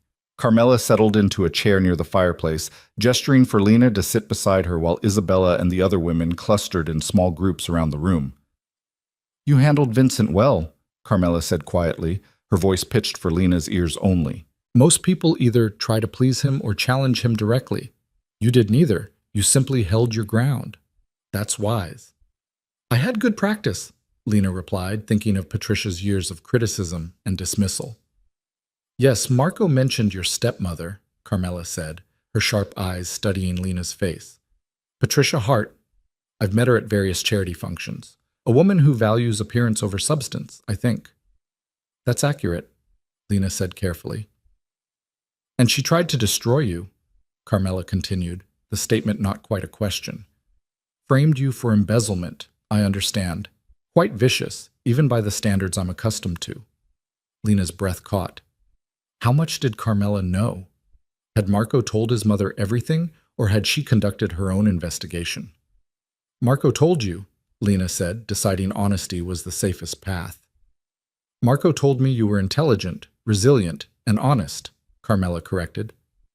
I found out the rest myself. I make it my business to know who enters this family, Lena. Your stepmother is a petty woman who saw you as a threat to her daughter's inheritance. The embezzlement frame was sloppy work, honestly. If I'd wanted to destroy someone, I'd have been far more thorough. The casual way Carmela discussed destruction sent ice through Lena's veins, but she kept her expression steady. I'm grateful Marco intervened when he did. Are you? Carmela asked, tilting her head slightly. Or are you simply choosing the lesser of two evils, my son over prison? The directness of the question was startling, but Lena found herself appreciating it. Carmela wasn't playing games or dancing around implications. She wanted the truth. Both, Lena admitted. Marco offered me a way out of an impossible situation, and I took it. But I also think this arrangement benefits us both. He gets a wife who understands discretion and won't cause drama, and I get protection and resources I've never had access to. Carmela studied her for a long moment, then nodded slowly. Honest. Good. This family has enough liars and schemers already. We don't need another one. She leaned back in her chair, her gaze drifting to where Marco stood across the room in intense conversation with his father. My son is complicated, Lena. He's brilliant, ruthless when necessary, and he carries the weight of expectations that would crush most men. He's also been alone for a long time, by choice and circumstance. He's told me this isn't a love match, Lena said quietly, that it's a strategic arrangement. Marco tells himself many things, Carmela replied with a slight smile. What he believes and what might become true are sometimes different, but that's for you both to discover, not for me to predict. Before Lena could respond, Isabella appeared beside them with fresh coffee. Mother, stop interrogating the poor girl. She's been here less than 3 hours. Give her time to breathe before you extract her complete life story. I'm simply getting to know my new daughter-in-law, Carmela said mildly. Surely that's appropriate. Of course it is, Isabella replied, settling into a nearby chair. As long as you remember she's family now, not a suspect. Family can be both, Carmela pointed out, but her tone held a trace of humor. The women talked for another hour, the conversation ranging from books to Manhattan Society to the various charitable foundations the family supported. Lena contributed when appropriate, listened carefully when she didn't know enough to speak, and slowly began to understand the complex dynamics of the DeLuca women. Carmela was the matriarch, her power quiet but absolute. Isabella was the bridge between generations, modern enough to relate to Lena but traditional enough to respect the family structure. The various cousins and aunts occupied different niches, each with their own particular role and influence. It was a delicate ecosystem, and Lena was the disruptive new element they were all trying to categorize and manage. Across the room, the men's discussion had grown heated. Lena couldn't hear the specific words, but she could read Marco's body language, the tension in his shoulders, the controlled anger in his gestures, the way he held his ground against his father's obvious disapproval. They're arguing about you, Isabella said quietly, following Lena's gaze. Father thinks Marco made a mistake marrying someone without family connections or useful alliances. Marco is reminding Father that he makes his own decisions and doesn't require approval. Should I be worried? Lena asked. No, Carmela answered before Isabella could. Vincent will bluster and complain, but ultimately he'll accept Marco's choice because he has no alternative. Marco controls too much of the business now for Vincent to truly oppose him. This is posturing, not genuine threat. Though it might get uncomfortable for a while, Isabella added. Father doesn't like being overruled, especially not in front of the family. As if summoned by their discussion, Marco broke away from the group of men and crossed the room to where Lena sat. His expression was controlled, but she could see the anger simmering beneath the surface. We're leaving, he said, his tone brooking no argument. Lena's had enough family time for one evening. So soon? Carmela asked, though her tone suggested she understood exactly why Marco was cutting the visit short. We have early plans tomorrow, Marco replied smoothly, offering his hand to help Lena stand. Thank you for dinner, Madre. It was lovely, as always. The goodbye process took another 15 minutes. More polite exchanges, promises to visit again soon, Isabella extracting a commitment from Lena to have lunch the following week. Vincent remained noticeably absent from the farewells, which seemed to suit Marco fine. Finally, they were back in the car, pulling away from the estate, the tension draining from Marco's shoulders as Manhattan's lights grew closer. I'm sorry, he said after several minutes of silence. My father was out of line tonight. He doesn't approve of me, Lena replied, stating the obvious. He doesn't approve of anyone I choose without his input, Marco corrected. This isn't personal to you. It's about control. He's been trying to manage my life since I was old enough to understand the family business, and he resents that I've moved beyond his influence. Lena processed this, understanding clicking into place. That's why you married me so quickly, not just because I needed protection, but because it was a choice he couldn't veto. Marco's lips curved in something that wasn't quite a smile. Partially, yes, though everything I told you about needing an honest partner was also true. With you, I get both autonomy and practical benefit. With Vivian, I'd have gotten a wife my father approved of, and nothing else of value. They rode in silence for a while, the city lights streaming past the windows. Lena turned the platinum rings on her finger, thinking about the evening, the families she'd just been introduced to, the complex web of power and obligation she was now part of. Your mother is formidable, she said finally. She is, Marco agreed. What did you think of her? I think she's dangerous in ways your father isn't, Lena replied honestly. He's obvious about his disapproval, but she's subtle. She knows things she shouldn't, sees connections other people miss, and her power comes from understanding people better than they understand themselves. Marco's expression shifted to something that might have been pride. Most people underestimate my mother because she operates quietly. You saw through that in one evening. Good. Did I pass? Lena asked, only half joking. The family test? You held your ground without being aggressive. You were honest without revealing vulnerabilities, and you made my mother curious instead of dismissive, Marco replied. Yes, you passed. Better than I expected, actually. Something warm unfurled in Lena's chest at the approval in his voice, which was ridiculous. She shouldn't care whether Marco DeLuca was pleased with her performance. This was a business arrangement, nothing more. But she did care, she realized. Despite everything, despite the calculated nature of their marriage, she wanted to succeed in this strange new role she'd been thrust into. The car pulled up to their building, and they rode the elevator to the penthouse in comfortable silence. Once inside, Marco loosened his tie with visible relief, the formal persona he'd worn all evening falling away to reveal the private man beneath. Drink? He offered, heading for the bar cart. Please, Lena said, kicking off the expensive heels that had been slowly destroying her feet all evening. Marco poured 2 glasses of whiskey and handed one to Lena before settling into a chair near the windows. She took the opposite chair, the city spread out before them like scattered jewels on black velvet. Thank you, Marco said after a moment, for tonight. I know it wasn't easy. You warned me it would be difficult, Lena replied, sipping the whiskey. It burned going down, warmth spreading through her chest. I survived. You did more than survive, Marco said, his dark eyes studying her in the dim light. You impressed my mother, which isn't easy. You stood up to my father without backing down. You navigated a room full of people who were looking for reasons to dismiss you, and you gave them nothing to work with. I had good practice being invisible, Lena said. Tonight I just had to be visible in the right way instead. Marco was quiet for a long moment, his gaze distant. When I first saw you at that engagement party, you were serving champagne and trying not to be noticed. I remember thinking you looked like you were preparing to disappear entirely, like at any moment you might fade into the wallpaper and cease to exist. Lena's breath caught. She remembered that moment, the electric shock of his gaze finding her across the crowded ballroom, the feeling of being truly seen for the first time in years. Why did you notice me? she asked quietly. There were 100 people at that party, all of them more important, more connected. Why look at the catering staff? Marco's expression shifted, something unguarded crossing his features. Because everyone else in that room was performing, playing roles, wearing masks, calculating angles.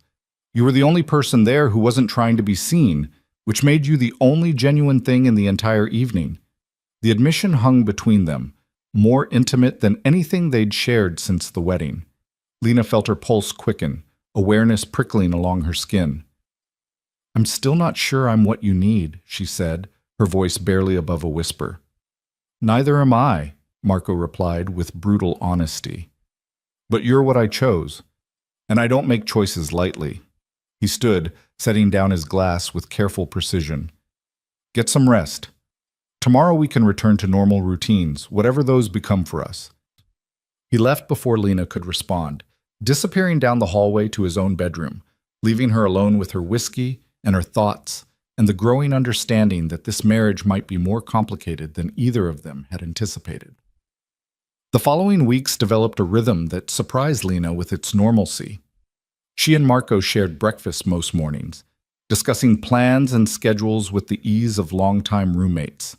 He left for the office, or mysterious meetings she didn't ask about, and she spent her days exploring her new life with careful deliberation. Elena helped her navigate the practical aspects of being Marco's wife, the household staff to manage, the social obligations to fulfill, the intricate dance of Manhattan society that had its own rules and hierarchies. Lena attended charity luncheons with Carmela, who continued to evaluate and educate her with sharp-eyed interest. She had lunch with Isabella twice, slowly building what might become actual friendship beneath the family obligation. She also enrolled in classes to complete her degree, something Marco had encouraged without hesitation. You should finish what you started, he'd said when she mentioned it. Education is one thing no one can take from you. The nights were the strangest part. She and Marco would share dinner, sometimes in comfortable silence, sometimes in conversation that ranged from trivial to surprisingly deep. Then they'd retreat to separate bedrooms, the physical distance between them a constant reminder that this marriage had boundaries neither of them was ready to cross. Lena told herself she was fine with that. This was what they'd agreed to, partnership without intimacy, mutual benefit without emotional entanglement. But sometimes, late at night, she'd lie awake and remember the weight of Marco's gaze, the careful way he'd fastened her grandmother's necklace, the unexpected gentleness in his voice when he'd thanked her after the family dinner. And she'd wonder if the boundaries they'd established were protection or prison, and whether she actually wanted them to remain intact. 3 weeks after the wedding, Marco came home earlier than usual, his expression troubled in a way that immediately put Lena on alert. What's wrong? She asked as he poured himself a drink with more force than necessary. My father is making moves, Marco said bluntly. Testing my authority, questioning my decisions, particularly regarding you. He's convinced I made a mistake, and he's trying to undermine the marriage. How? Lena's stomach tightened with familiar anxiety. Spreading rumors that you're not suitable, that I married beneath the family's standards. Nothing overt enough to challenge directly, but enough to create doubt among our business associates and family allies. Lena set down the book she'd been reading, her mind racing. What do you need me to do? Marco looked at her, something shifting in his expression. I need you to be exactly what you've been. Competent, intelligent, unshakable. My father thinks he can make you uncomfortable enough that you'll leave or make mistakes that prove his point. Don't give him that satisfaction. I won't, Lena promised, surprising herself with the fierce certainty in her voice. I didn't survive Patricia Hart to be destroyed by your father.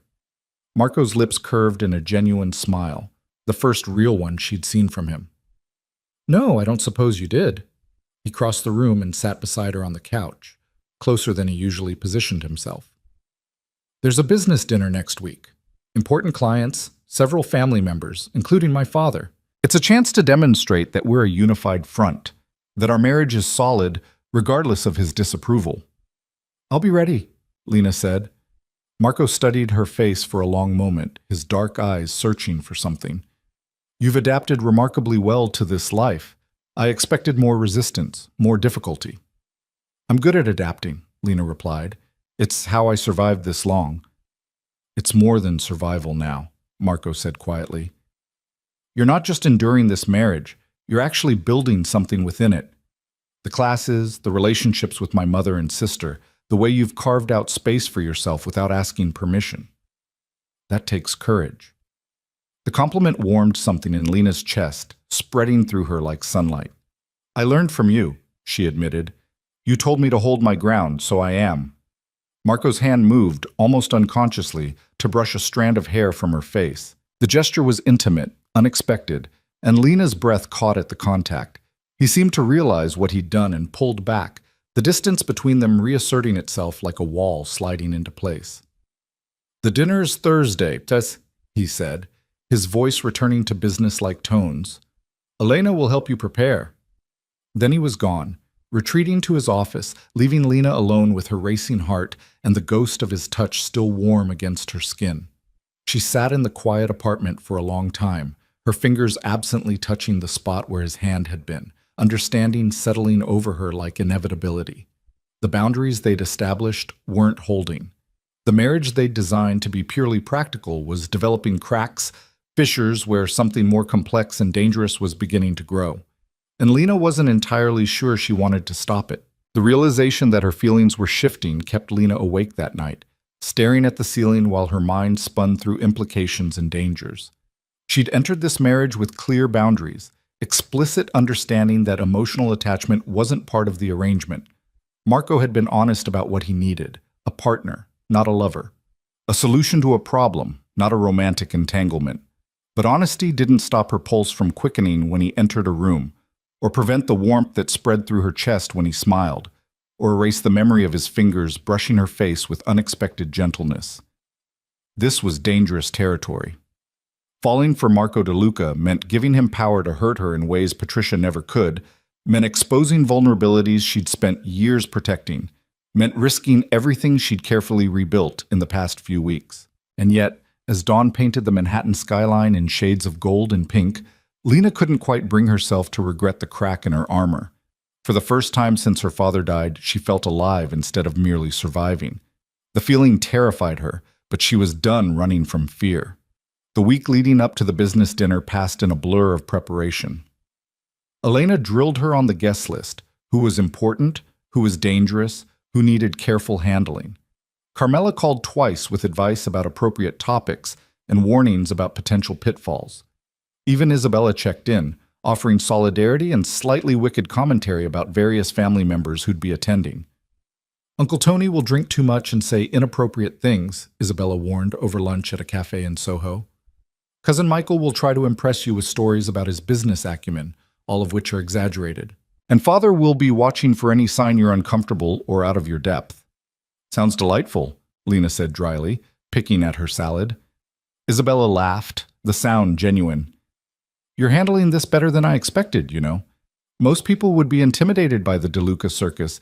You just seem determined. I don't have the luxury of being intimidated, Lena replied. I made a choice, and now I'm living with it. Backing down isn't an option. Because of the arrangement with Marco? Isabella asked, her tone carefully neutral. Or because of something else? Lena met her eyes, seeing genuine curiosity rather than judgment. Both, maybe. I'm still figuring it out. Isabella nodded slowly. For what it's worth, I think my brother chose well. You're stronger than you look, and you don't play games. That's rare in our world. Your mother said something similar, Lena admitted. Mother has excellent instincts about people, Isabella said. If she's decided you're acceptable, that carries weight. Father will come around eventually, especially if you keep proving him wrong about you. The conversation shifted to safer topics, but Lena carried Isabella's words with her like armor as Thursday approached. The DeLuca women had accepted her, even if tentatively. That was something. Thursday evening arrived with the weight of importance, and Lena dressed with meticulous care. The gown Elena had selected was midnight blue, elegant and understated, expensive without being flashy. Her hair was swept up in a style that looked effortless but had taken 40 minutes to perfect. The diamond necklace Marco's grandmother had worn rested against her collarbone, a visible symbol of her position. She studied her reflection one final time, seeing a woman who looked confident and composed, someone who belonged at a high-stakes business dinner with Manhattan's elite. The transformation from Invisible Girl to Marco DeLuca's wife felt complete in this moment, though she knew the internal changes were still evolving. Marco was waiting in the living room when she emerged, and the way his expression shifted when he saw her sent heat through her veins. His eyes traveled over her slowly, assessment becoming something warmer, more personal. "You look stunning," he said, his voice rougher than usual. "Elena's excellent taste," Lena deflected, trying to ignore her racing pulse. "Elena picked the dress," Marco corrected, moving closer. "You're what makes it stunning." The compliment hung between them, weighted with meaning they'd both been avoiding.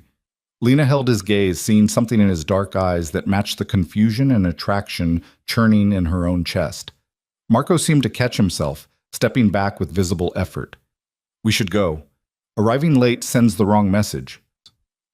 The restaurant was the kind of place that didn't advertise, where reservations required connections, and the clientele included politicians, business magnates, and people whose wealth came from sources they didn't discuss in public.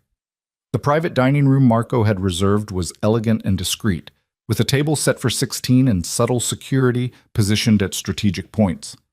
Vincent and Carmela arrived first, Vincent's expression already set in disapproving lines as he greeted Marco with stiff formality and acknowledged Lena with barely concealed disdain.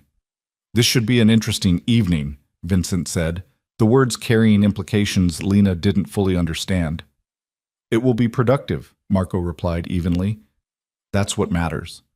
Carmela diffused the tension with practiced grace, drawing Lena aside while the men discussed business. "Vincent's in a mood tonight," she said quietly. "Don't let it rattle you. He's testing boundaries, seeing if he can make you uncomfortable enough to slip." "I won't give him the satisfaction," Lena promised. "Good girl," Carmela said with approval. "Remember, you're a DeLuca now. That comes with armor as much as obligation." The other guests arrived in clusters. Business associates Marco needed to impress, family members who'd come to observe and judge, a few carefully selected allies who supported Marco's leadership despite Vincent's attempts to undermine it. Lena smiled and made conversation, deploying the social skills she'd honed through years of navigating Patricia's parties, adapted now for a more dangerous audience. Dinner progressed through multiple courses, conversation flowing around business deals and family matters discussed in careful code. Lena contributed when appropriate, stayed quiet when she didn't have relevant knowledge, and watched the power dynamics play out around her with growing understanding. Vincent was deliberately trying to exclude her from conversations, directing questions and comments to everyone except Lena, making it clear he considered her irrelevant to serious discussion. Marco countered by consistently bringing her into the dialogue, asking her opinion, treating her as an equal partner rather than decorative addition. The tension between father and son was palpable, a silent war conducted through glances and carefully chosen words. Midway through the main course, one of the business associates, a man named Richard, whose legitimate real estate empire reportedly covered less lucrative activities, turned to Lena with practiced charm. "Mrs. DeLuca, I understand you're quite new to the family. How are you finding the transition?" The question seemed innocent but felt loaded with assessment. Everyone at the table was suddenly paying attention, waiting to see how she'd handle it. "It's been educational," Lena replied calmly. "I'm learning that the DeLuca family has high standards and clear expectations. I appreciate the direct approach. It's refreshing after years of dealing with people who hide their judgments behind false politeness." Several people smiled, and she caught the flash of approval in Carmela's eyes. Vincent's expression darkened slightly, recognizing the subtle dig at his behavior. "You're quite young," another associate observed. "This must all be rather overwhelming." "I'm 23, Lena said. "The same age Carmela was when she married into this family, I believe. And I've found that youth combined with determination can accomplish surprising things." Carmela's smile widened, and even Isabella, seated further down the table, looked impressed. Lena was drawing parallels between herself and the family matriarch, positioning herself as following in respected footsteps rather than being an unprecedented disruption. Vincent's jaw tightened. He'd been trying to make Lena look weak and unsuitable. Instead, she was holding her own and earning respect from people whose opinions mattered. "Determination is admirable," Vincent said, his tone sharp. But this family requires more than determination. It requires understanding of our business, our values, our way of conducting affairs. Things that can't be learned in a few weeks. No, Lena agreed, which is why I'm grateful to have time to learn. Marco has been an excellent teacher, and I'm learning from the best examples available. She let her gaze rest on Carmela when she said it, making clear who she considered the best example, deliberately excluding Vincent from the compliment. The table went very quiet. Lena had just challenged Vincent's authority in front of business associates and family, done it with enough subtlety that he couldn't call her out directly without looking petty. Marco's hand found hers under the table, squeezing gently. Warning or support, she wasn't sure, but the contact sent electricity up her arm. Vincent's eyes had gone cold, dangerous. You're quite bold for someone so new to this world.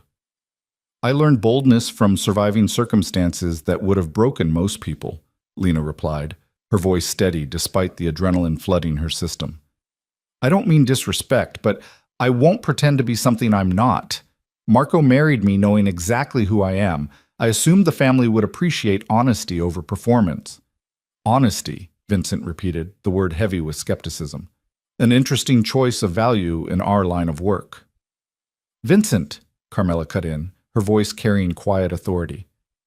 I think we've established that Lena is capable of holding her own in conversation. Perhaps we should return to the business matters we gathered to discuss. It was a clear order disguised as suggestion, and Vincent had no choice but to comply. The conversation shifted back to safer territory. Business deals, market conditions, carefully coded discussion of activities Lena suspected had nothing to do with legitimate commerce. She'd won that particular skirmish, but she could feel Vincent's anger simmering across the table, could see the calculation in his eyes as he reassessed his opinion of her from dismissible annoyance to actual threat. The rest of dinner passed without further confrontation, though the tension remained palpable. When the evening finally ended and goodbyes were exchanged, Lena felt exhausted from maintaining her composure through hours of subtle combat. In the car heading home, Marco was quiet for several blocks before speaking. That was either very brave or very foolish, he said finally. I haven't decided which. Did I overstep? Lena asked, anxiety threading through her voice. You challenged my father in front of people whose respect he values, Marco replied. You drew comparisons between yourself and my mother that elevated your position while diminishing his authority. You basically declared yourself a worthy opponent rather than an easy target. I'm sorry, Lena started, but Marco cut her off. Don't apologize, he said, and she caught the edge of satisfaction in his voice. You handled yourself perfectly. My father needed to understand that underestimating you is a mistake. You delivered that message far more effectively than I could have. Relief flooded through her. I was terrified I'd made things worse. You made things different, Marco corrected. Vincent can't dismiss you as weak or stupid anymore. That doesn't mean he'll accept you, but it means he has to take you seriously. That's significant. They rode in silence for a moment, the city lights streaming past. Marco's hand was still holding hers from when he'd reached for her at dinner, and neither of them had let go. You compared yourself to my mother, Marco said quietly. That was strategic.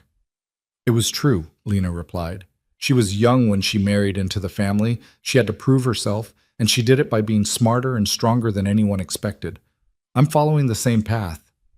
Marco turned to look at her, his dark eyes intense in the dim light. Is that all this is to you, following a strategic path? The question felt weighted with meaning beyond the words. Lena's heart hammered against her ribs as she considered her answer. It started that way, she admitted, but it's becoming something else.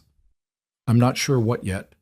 Marco's thumb brushed against her palm, the gesture unconscious and intimate. I'm not sure either, he said, his voice rough. This was supposed to be simple, a practical arrangement that benefited us both. Nothing involving people is ever simple, Lena said softly. No, Marco agreed. It's not. They arrived at this building, rode the elevator to the penthouse in silence that hummed with unspoken tension. Inside the apartment, Marco finally released her hand, and Lena felt the absence of his touch like cold water. Thank you, Marco said, turning to face her. For tonight, for handling my father with grace, for being stronger than either of us anticipated when we made this deal.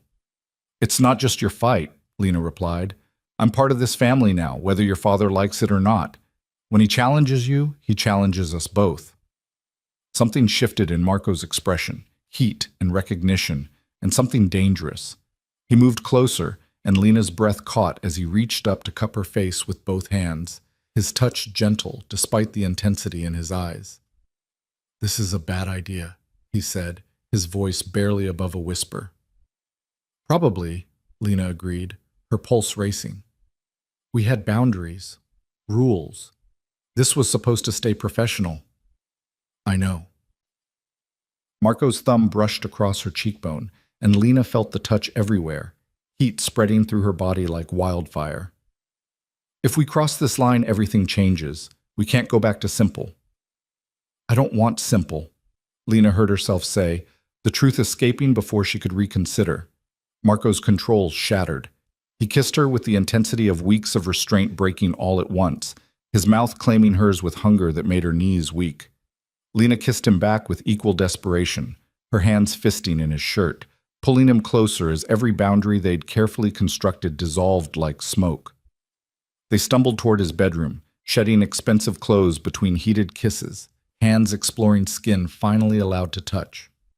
When Marco laid her on his bed and looked down at her with dark eyes full of want and something deeper, more complex, Lena felt the last of her defenses crumble. This wasn't the practical arrangement they'd agreed to.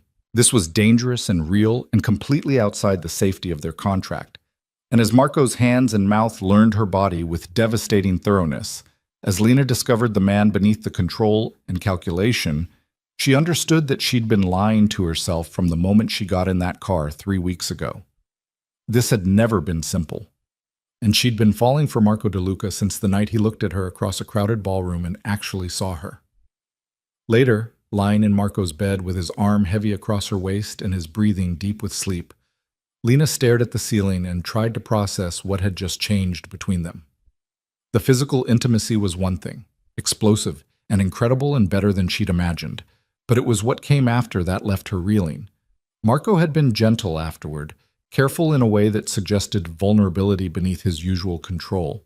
They'd talked in the darkness, real conversations stripped of performance and strategy, sharing pieces of themselves they'd both kept hidden. He told her about the weight of family expectations, the constant pressure to be perfect, the isolation that came from never being able to trust anyone's motives. She told him about the years of being invisible, surviving on determination and stubbornness, the quiet rage that had kept her going through Patricia's cruelty. And somewhere in those whispered confessions, the marriage of convenience had transformed into something neither of them had planned for. Something that felt terrifyingly like the beginning of actual partnership, maybe even love. Lena knew she should be afraid, should be protecting herself against the inevitable hurt that came from caring about someone who'd explicitly said this wasn't a love match.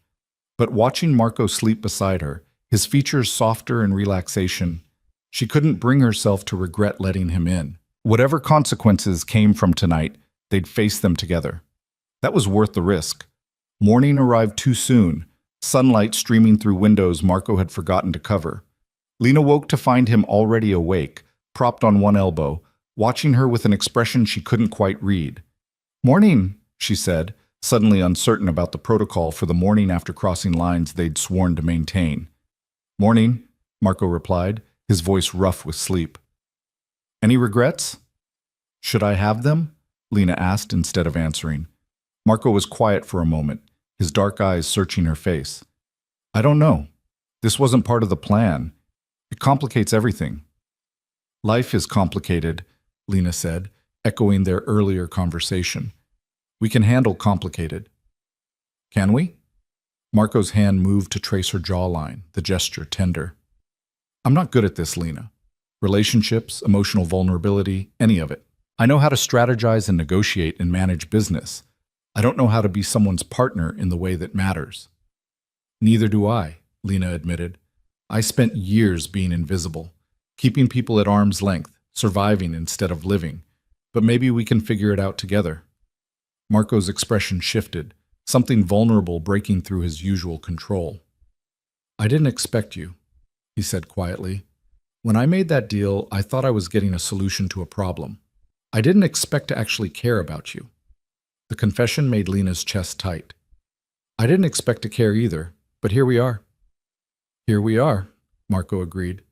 He leaned down to kiss her, slow and deep, entirely different from the desperate passion of last night. This was deliberate, a choice made in daylight with full awareness of consequences. When they finally emerged from the bedroom hours later, Lena felt fundamentally changed. The woman who'd married Marco DeLuca 3 weeks ago had been protecting herself, calculating survival, afraid to hope for more than escape. The woman walking into the kitchen now wanted more, wanted partnership and trust and the possibility of building something real with a man who'd proven himself worth the risk. Over coffee and breakfast that felt domestic and surreal, they talked about what happened next. My father won't let last night go unchallenged, Marco said. You embarrassed him in front of people whose opinions matter. He'll retaliate somehow. Let him try, Lena replied, surprising herself with the steel in her voice. I'm done being afraid of powerful men who think they can control me. Marco's lips curved in genuine amusement. You realize you just declared war on Vincent DeLuca. I declared that I'm not backing down, Lena corrected. There's a difference. Not to my father, Marco said, but his tone held approval rather than warning. You're going to keep surprising me, aren't you? Probably, Lena admitted. Is that a problem? No, Marco said, his dark eyes warm. It's one of the things I'm starting to love about you. The word hung between them. Love. Not yet fully claimed, but acknowledged as possibility. Neither of them said it directly, but it was there, growing in the space between strategic arrangement and genuine partnership. The next few weeks unfolded with new complexity. Publicly, Marco and Lena presented the same united front they'd established, but privately, their relationship deepened in ways that both thrilled and terrified them. They learned each other's rhythms and preferences, discovered compatibility in unexpected places, argued about everything from politics to breakfast choices, and found that conflict didn't have to be destructive. Lena continued her classes, finding joy in learning for its own sake rather than as escape. She grew closer to Carmela and Isabella, building genuine relationships rather than strategic alliances. She even began to understand the family business in ways Marco carefully revealed, trusting her with information he shared with few others. And through it all, she and Marco navigated the transformation of their marriage from transaction to genuine partnership, stumbling sometimes but always choosing to move forward together. Vincent's retaliation, when it came, was subtle and vicious. Rumors began circulating about Lena's past, carefully edited versions of truth mixed with outright lies. She was a gold digger who'd trapped Marco. She'd been involved in criminal activity before the marriage. She was unstable, unsuitable, a liability the family couldn't afford. Marco moved to shut down the rumors immediately, but the damage was harder to contain than either of them anticipated. Business associates started asking careful questions. Family members who'd accepted Lena began to show doubt. Even Carmela called to warn that Vincent's campaign was gaining traction. We need to address this directly, Marco said one evening, his jaw tight with barely controlled anger. My father is trying to force us apart by making your position untenable. We can't let him win. What do you suggest? Lena asked, though she already suspected the answer. We make a public stand, Marco replied. There's a charity gala next month, the kind of event where everyone important will be present. We attend together, we're visibly united, and we make it clear that anyone who challenges you challenges me directly. Your father will be there, Lena said. Yes, Marco confirmed, which is exactly why we need to do this. He's testing whether I'll defend you when the pressure increases. I need to prove that I will, unequivocally. Lena understood what he was really saying. This was about more than defending her reputation. This was Marco choosing her over his father's approval, choosing their partnership over family politics, making a public declaration that their marriage meant something beyond strategic convenience. Okay, she said, we'll go to the gala. We'll face him together. Marco pulled her close, his arms wrapping around her with fierce protectiveness. You understand what this means? If we do this, there's no going back. My father will see it as choosing sides, and he won't forgive easily. I understand, Lena said, leaning into his embrace. But I'm done letting powerful men dictate my life. Patricia tried to destroy me and failed. Your father is trying now, and he'll fail too, because I have something now I didn't have before." "What's that?" Marco asked, his voice rough. "You," Lena replied simply, "and that makes all the difference."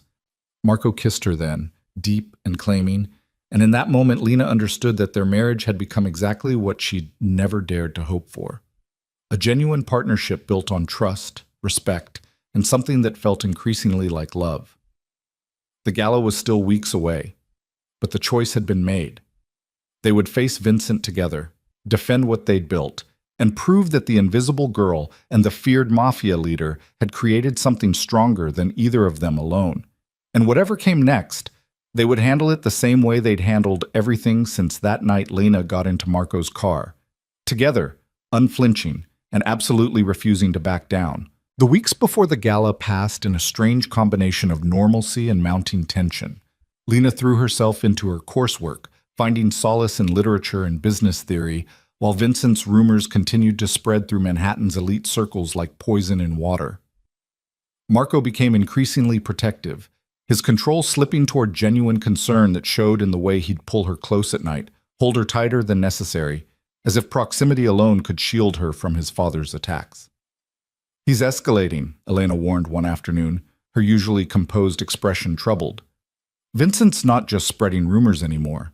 He's making phone calls, applying pressure to Marco's business associates, suggesting that the marriage is affecting Marco's judgment and therefore his reliability as a partner."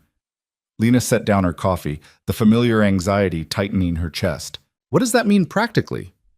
"It means deals are being questioned, alliances tested," Elena replied bluntly. "Vincent is trying to isolate Marco professionally, force him to choose between you and his business empire. It's a dangerous game, but Vincent's convinced Marco will eventually see you as more liability than asset." "He's wrong," Lena said with more confidence than she felt. "I know," Elena said, her expression softening slightly. "Marco's made his choice clear, but you should understand the stakes. If Vincent succeeds in undermining enough business relationships, Marco could lose significant power within the family structure. That has consequences beyond just reputation." The unspoken warning was clear. People in Marco's world who lost power often lost much more. Safety, security, sometimes their lives. Vincent wasn't just attacking their marriage, he was threatening everything Marco had built. That evening, Lena found Marco in his office, surrounded by files and looking more exhausted than she'd seen him since they married. His tie was loosened, his usually perfect composure frayed around the edges, and something protective and fierce rose in her chest at the sight. "Bad day?" she asked from the doorway.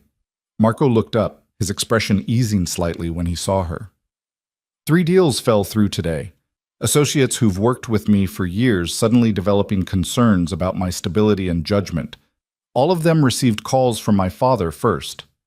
Lena crossed to his desk, perching on the edge. "Elena told me he's escalating." "He's trying to force my hand," Marco said, leaning back in his chair with visible frustration. "Make the cost of keeping you so high that I'll have to reconsider. He thinks everyone has a price, a breaking point where principle becomes negotiable." "And do you?" Lena asked quietly. "Have a breaking point?" Marco's dark eyes found hers, holding steady. "Not when it comes to you. My father's going to learn that the hard way." The certainty in his voice made something warm and dangerous bloom in Lena's chest. She'd spent so long believing she was disposable that anyone who claimed to care would eventually choose something else, someone else, when the cost got too high. Marco was proving her wrong with every decision, every choice to stand beside her despite mounting consequences. "What if we gave him what he wants?" Lena said suddenly, an idea forming. Marco's expression sharpened. "What do you mean?" "He's trying to make me look like a liability, like I'm damaging your business and reputation," Lena explained, her mind racing. "What if we flip that narrative? What if instead of defending against his attacks, we demonstrate my value so publicly that his claims become obviously false?" "How?" Marco asked, interest replacing exhaustion. "The Heart Foundation," Lena said, pieces clicking together. "Patricia shut it down after the embezzlement scandal, right? All those programs my father built, helping kids from difficult backgrounds get education and opportunities, all gone because of her greed." "Yes," Marco confirmed slowly. The foundation was dissolved, assets absorbed. What are you thinking? We rebuild it, Lena said, excitement building. But better. We create something that actually helps people, that demonstrates commitment to community and family values. I run it, which shows I'm capable and committed. You fund it, which shows you're investing in legitimate, positive ventures. Together, we turn one of Patricia's weapons against me into proof that we're building something meaningful. Marco was quiet for a long moment, his mind clearly working through angles and implications. That's brilliant, he said finally. It addresses multiple problems at once. Shows you're not a gold digger, but someone committed to genuine purpose. Demonstrates our marriage is producing positive outcomes. And it reclaims your father's legacy from Patricia's corruption. Plus, it actually helps people, Lena added, which matters more than the optics. Marco stood and pulled her into his arms, kissing her with the kind of fierce pride that made her feel invincible. You're extraordinary, he said against her mouth. My father thinks you're weak because you came from nothing. He has no idea what surviving nothing actually teaches you. When should we announce it? Lena asked, already mentally planning. At the gala, Marco replied immediately. Maximum visibility, all the right people present. We'll make it a major announcement, tie it to both our names, and watch my father try to spin charitable work as somehow negative. The plan took shape over the following days with remarkable speed. Marco's attorneys drew up paperwork establishing the foundation. Elena coordinated with event planners to arrange the announcement at the gala. Carmela, when informed, offered unexpected support and advice about positioning the foundation within existing charitable networks. This is smart, Carmela said during one planning session at her home. Vincent's attacking you on grounds of suitability and value. You're responding by demonstrating both in ways he can't credibly dispute. He'll hate it. That's part of the appeal, Lena admitted. Carmela smiled, sharp and approving. You're learning. The best defense in this family is often a strong offense that makes your opponent look petty for attacking you at all. Isabella was equally supportive, offering to serve on the foundation's board and using her social connections to spread positive buzz before the official announcement. Even some of Marco's business associates who'd been wavering started showing renewed confidence as word of the foundation leaked strategically through the right channels. Vincent's response came through family intermediaries. Cold silence from the patriarch himself, but increased pressure on Marco through various uncles and cousins who questioned whether dedicating resources to charity was wise, given current business challenges. He's furious, Marco reported after a particularly tense family meeting. The foundation undermines his narrative completely. He can't attack charitable work without looking cruel, but he also can't accept that you're demonstrating exactly the kind of family values he claims you lack. Good, Lena said with satisfaction. Let him be furious. The night of the gala arrived with the weight of culmination, everything they'd built over the past 2 months coming to a head in one crucial evening. Lena dressed with meticulous care in a gown of deep emerald green that Elena insisted made her look regal and untouchable. Her hair was swept up in an elegant twist, the diamond necklace from Marco's grandmother glittering at her throat, and when she looked in the mirror, she barely recognized the confident woman staring back. Marco appeared in the doorway of her room, stunning in a tuxedo that probably cost more than her entire previous wardrobe, and the way his eyes darkened when he saw her sent heat pooling low in her belly. You're devastating, he said, crossing to her and pulling her close despite the risk to her carefully applied makeup. Every person at that gala is going to understand exactly why I married you. Because I look good in expensive dresses? Lena teased, though her heart was racing. Because you're brilliant, strong, and utterly impossible to ignore, Marco corrected, kissing her thoroughly. My father wanted me to marry someone decorative and manageable. He's about to learn the difference between what he wanted and what I actually need. The gala was held at the Metropolitan Museum of Art, the Temple of Dendur providing a dramatic backdrop for Manhattan's elite, gathered in formal wear and glittering jewelry. Lena felt Marco's hand steady at the small of her back as they entered, his presence a constant reassurance as hundreds of eyes turned to assess them. Vincent and Carmela were already present, holding court near the Egyptian artifacts. Vincent's expression when he saw Lena and Marco enter together was carefully controlled, but Lena caught the flash of anger in his eyes before he masked it. Showtime, Marco murmured, guiding her toward his parents. Vincent, Carmela, Marco said with perfect formality. You both look well. Marco, Vincent replied, his tone cool. Lena, how unexpected to see you still together given recent difficulties. What difficulties? Lena asked pleasantly, refusing to let him rattle her. Our marriage is stronger than ever. In fact, we have exciting news to share tonight. Vincent's eyes narrowed. News? You'll hear it with everyone else, Marco said smoothly. But I think you'll find it addresses many of the concerns that have been raised about our partnership's value.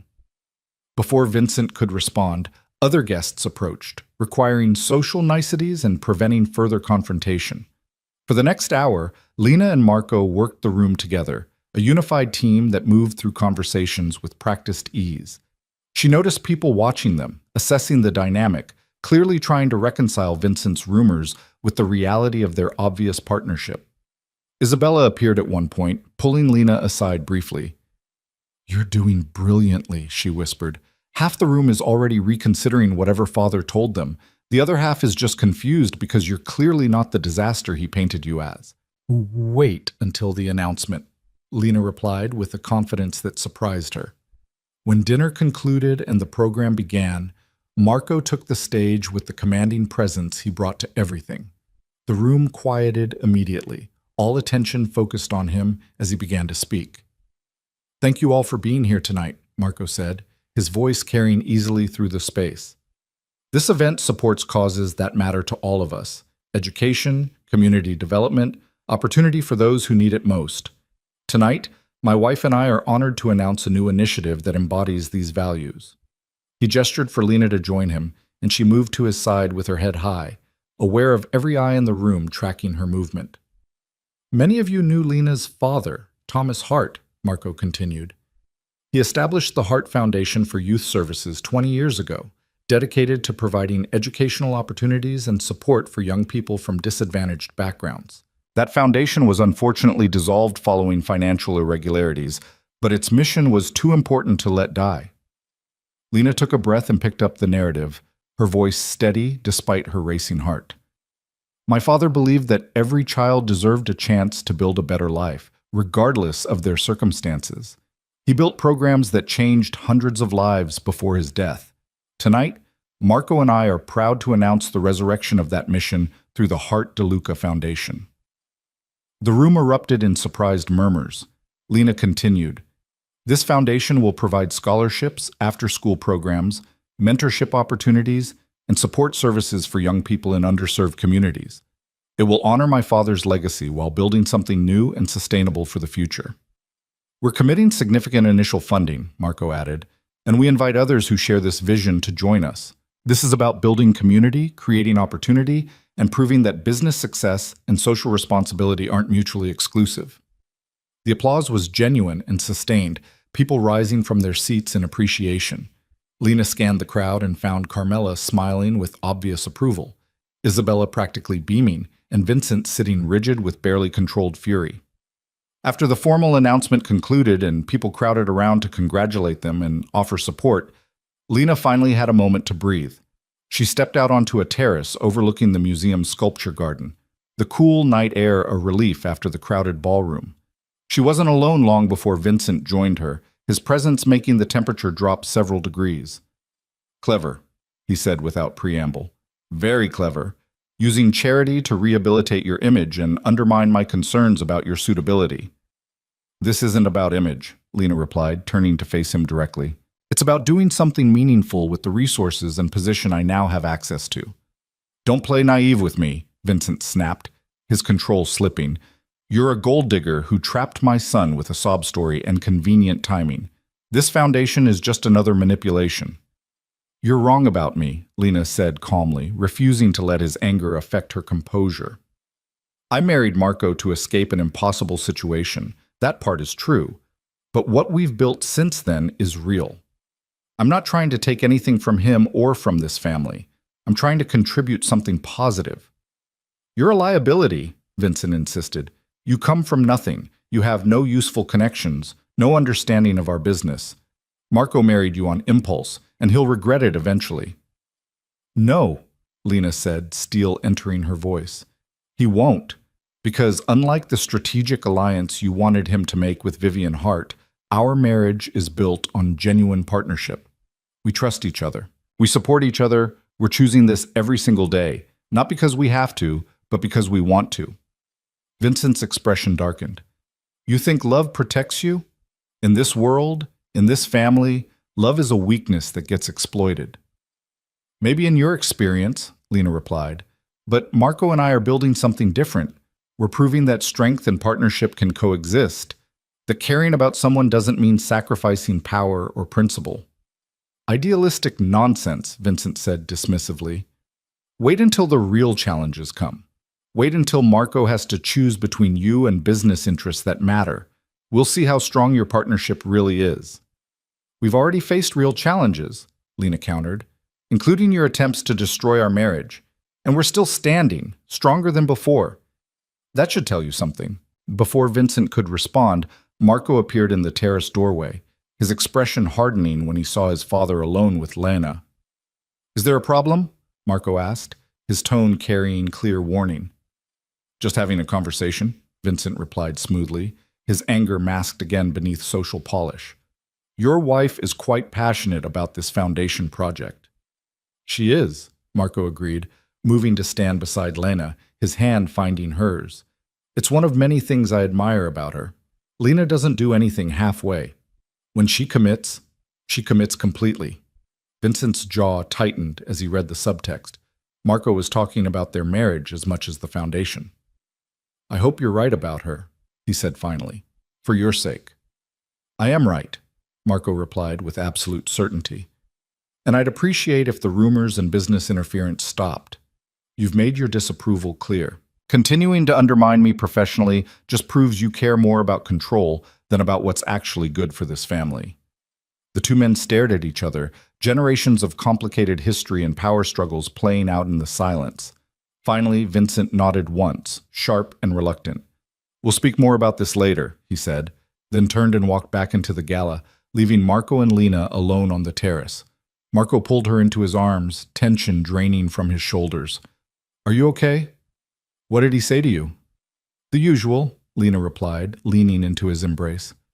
That I'm a gold digger, a liability, that you'll regret marrying me. Nothing I haven't heard before in various forms. He's wrong about all of it, Marco said fiercely. You're the best decision I've made in years. Even though I've complicated your life immeasurably? Lena asked. Especially because of that, Marco replied, tilting her face up to meet his eyes. Before you, everything was strategy and calculation and maintaining power. You've given me something to actually fight for beyond just survival and dominance. That's worth any complication. Lena kissed him, deep and claiming, not caring who might see them through the terrace windows. When they finally broke apart, she rested her forehead against his.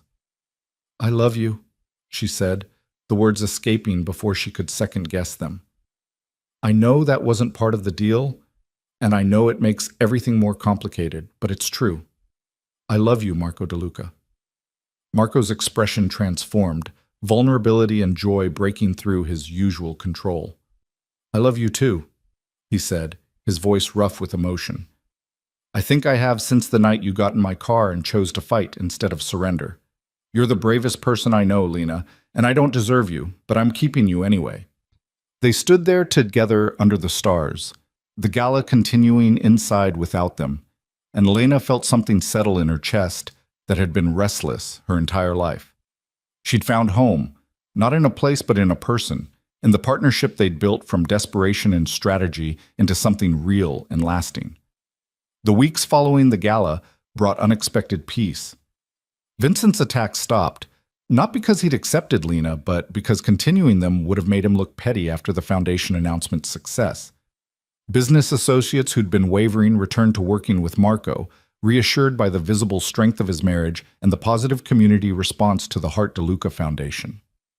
The foundation itself became Lena's passion project, the thing that transformed her from Marco's wife into her own person with purpose and impact. She threw herself into the work with the same determination that had gotten her through years with Patricia, but now channeled toward building instead of just surviving.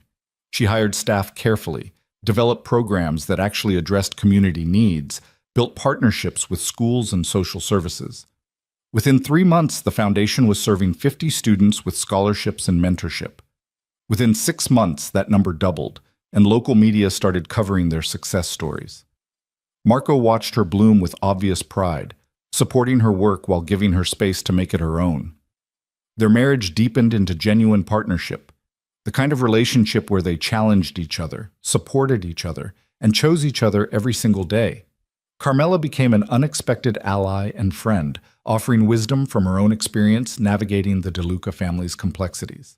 Isabella became the sister Lina had never had, someone who understood the unique pressures of their world and could laugh about it over wine and honest conversation. Even Vincent eventually reached a grudging détente, still disapproving but no longer actively hostile. At a family dinner 6 months after the gala, he actually complimented the foundation's work, the words clearly costing him but spoken nonetheless. "You've accomplished something meaningful," Vincent said to Lina, his tone stiff but not unkind. "Your father would be proud." It was the closest thing to acceptance she'd likely ever get from him, and Lina took it as the victory it was. 1 year after their marriage, Marco surprised Lina with a weekend trip to a house in the Hamptons she'd never seen before. It was beautiful and private, overlooking the ocean, the kind of place that promised peace away from Manhattan's intensity. "What's this about?" Lina asked as they walked along the private beach, the winter sun weak but beautiful. "Our anniversary," Marco replied. "1 year since you got in my car and changed everything." "Has it been everything you expected?" Lina asked, half teasing but genuinely curious. Marco pulled her to a stop, turning to face her with the ocean wind whipping around them. "It's been nothing like I expected," he said honestly. "I thought I was getting a practical solution to a problem. I got a partner, a best friend, and the person I want to build a life with. You've made me better, Lina. Happier. More human." "You've made me brave," Lina replied, her eyes stinging with emotion. "You've given me room to become someone I never thought I could be, not just because of resources or protection, but because you actually see me and value what you see." "I love what I see," Marco corrected, pulling a small box from his pocket. "Which is why I want to do this properly this time." He dropped to one knee in the sand, and Lina's breath caught as he opened the box to reveal a stunning ring. Different from the practical platinum band she wore now, this one was clearly chosen with care and love rather than efficient necessity. "Lina Hart De Luca," Marco said, his voice carrying over the ocean wind. "You married me when you had no choice, when it was survival instead of desire. I'm asking you to marry me again, this time because you want to, because you're choosing me and this life we're building. Will you marry me? Again, properly, with love instead of desperation?" Tears streamed down Lina's face as she nodded, words temporarily impossible. When she finally found her voice, it was steady and sure. "Yes," she said. "Yes, I'll marry you again. I'll marry you as many times as you ask, because you're the best choice I've ever made." Marco slid the ring onto her finger beside the original band, then stood and kissed her with the kind of joy that made the past year's struggles worth every moment. They stood there on the beach, wrapped in each other, and Lina understood that this was what healing looked like, what choosing yourself and being chosen in return actually felt like. They remarried 2 months later in a small ceremony that was nothing like the rushed City Hall wedding. This time, Carmela and Isabella were there, beaming. A few close friends they'd made in the past year. And even Vincent attended, his presence a tacit acknowledgement that this marriage had proven itself beyond his initial objections.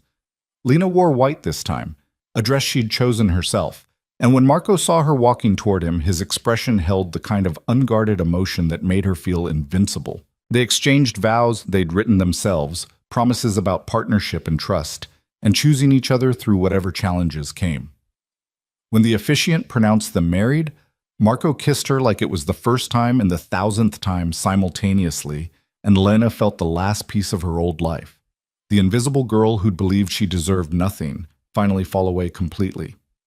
At the reception afterward, Carmela pulled Lina aside, her sharp eyes soft with something that might have been affection. "I misjudged you initially," Carmela admitted. "I thought Marco had made an impulsive choice he'd regret. Instead, I watched you both become exactly what the other needed.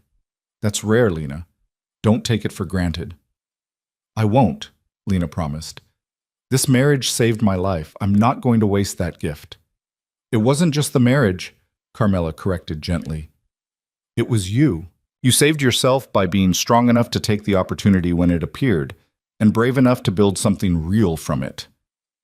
Marco provided the door, but you're the one who walked through it and kept walking.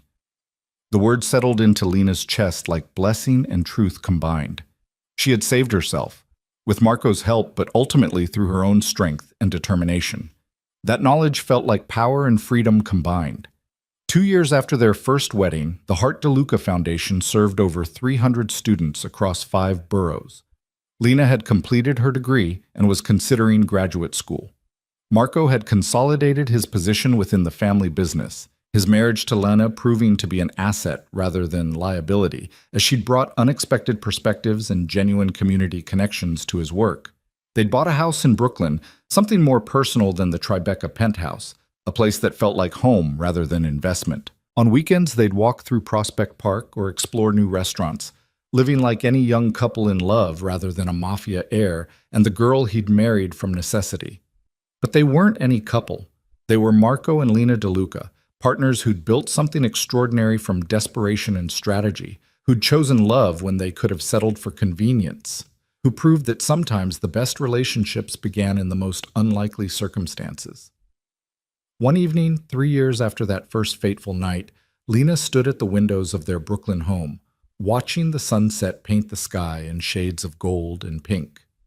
Marco came up behind her, wrapping his arms around her waist and pulling her back against his chest. "What are you thinking about?" he asked, his voice warm against her ear. "How different my life is now," Lena replied honestly. 3 years ago, I was invisible, scared, trapped. Now I'm building programs that actually help people. I'm finishing my education, and I'm married to a man who sees me as an equal partner instead of a burden. "You were never a burden," Marco said. "You were an opportunity I was smart enough to take." "We were both smart enough to take the opportunity," Lena corrected, turning in his arms to face him. "This works because we both chose it, both committed to making it real instead of just convenient." Marco kissed her forehead, her cheeks, finally her lips with the comfortable intimacy of longtime partners who still felt the spark. "Best decision I ever made, choosing you." "Best decision I ever made, getting in your car," Lena agreed.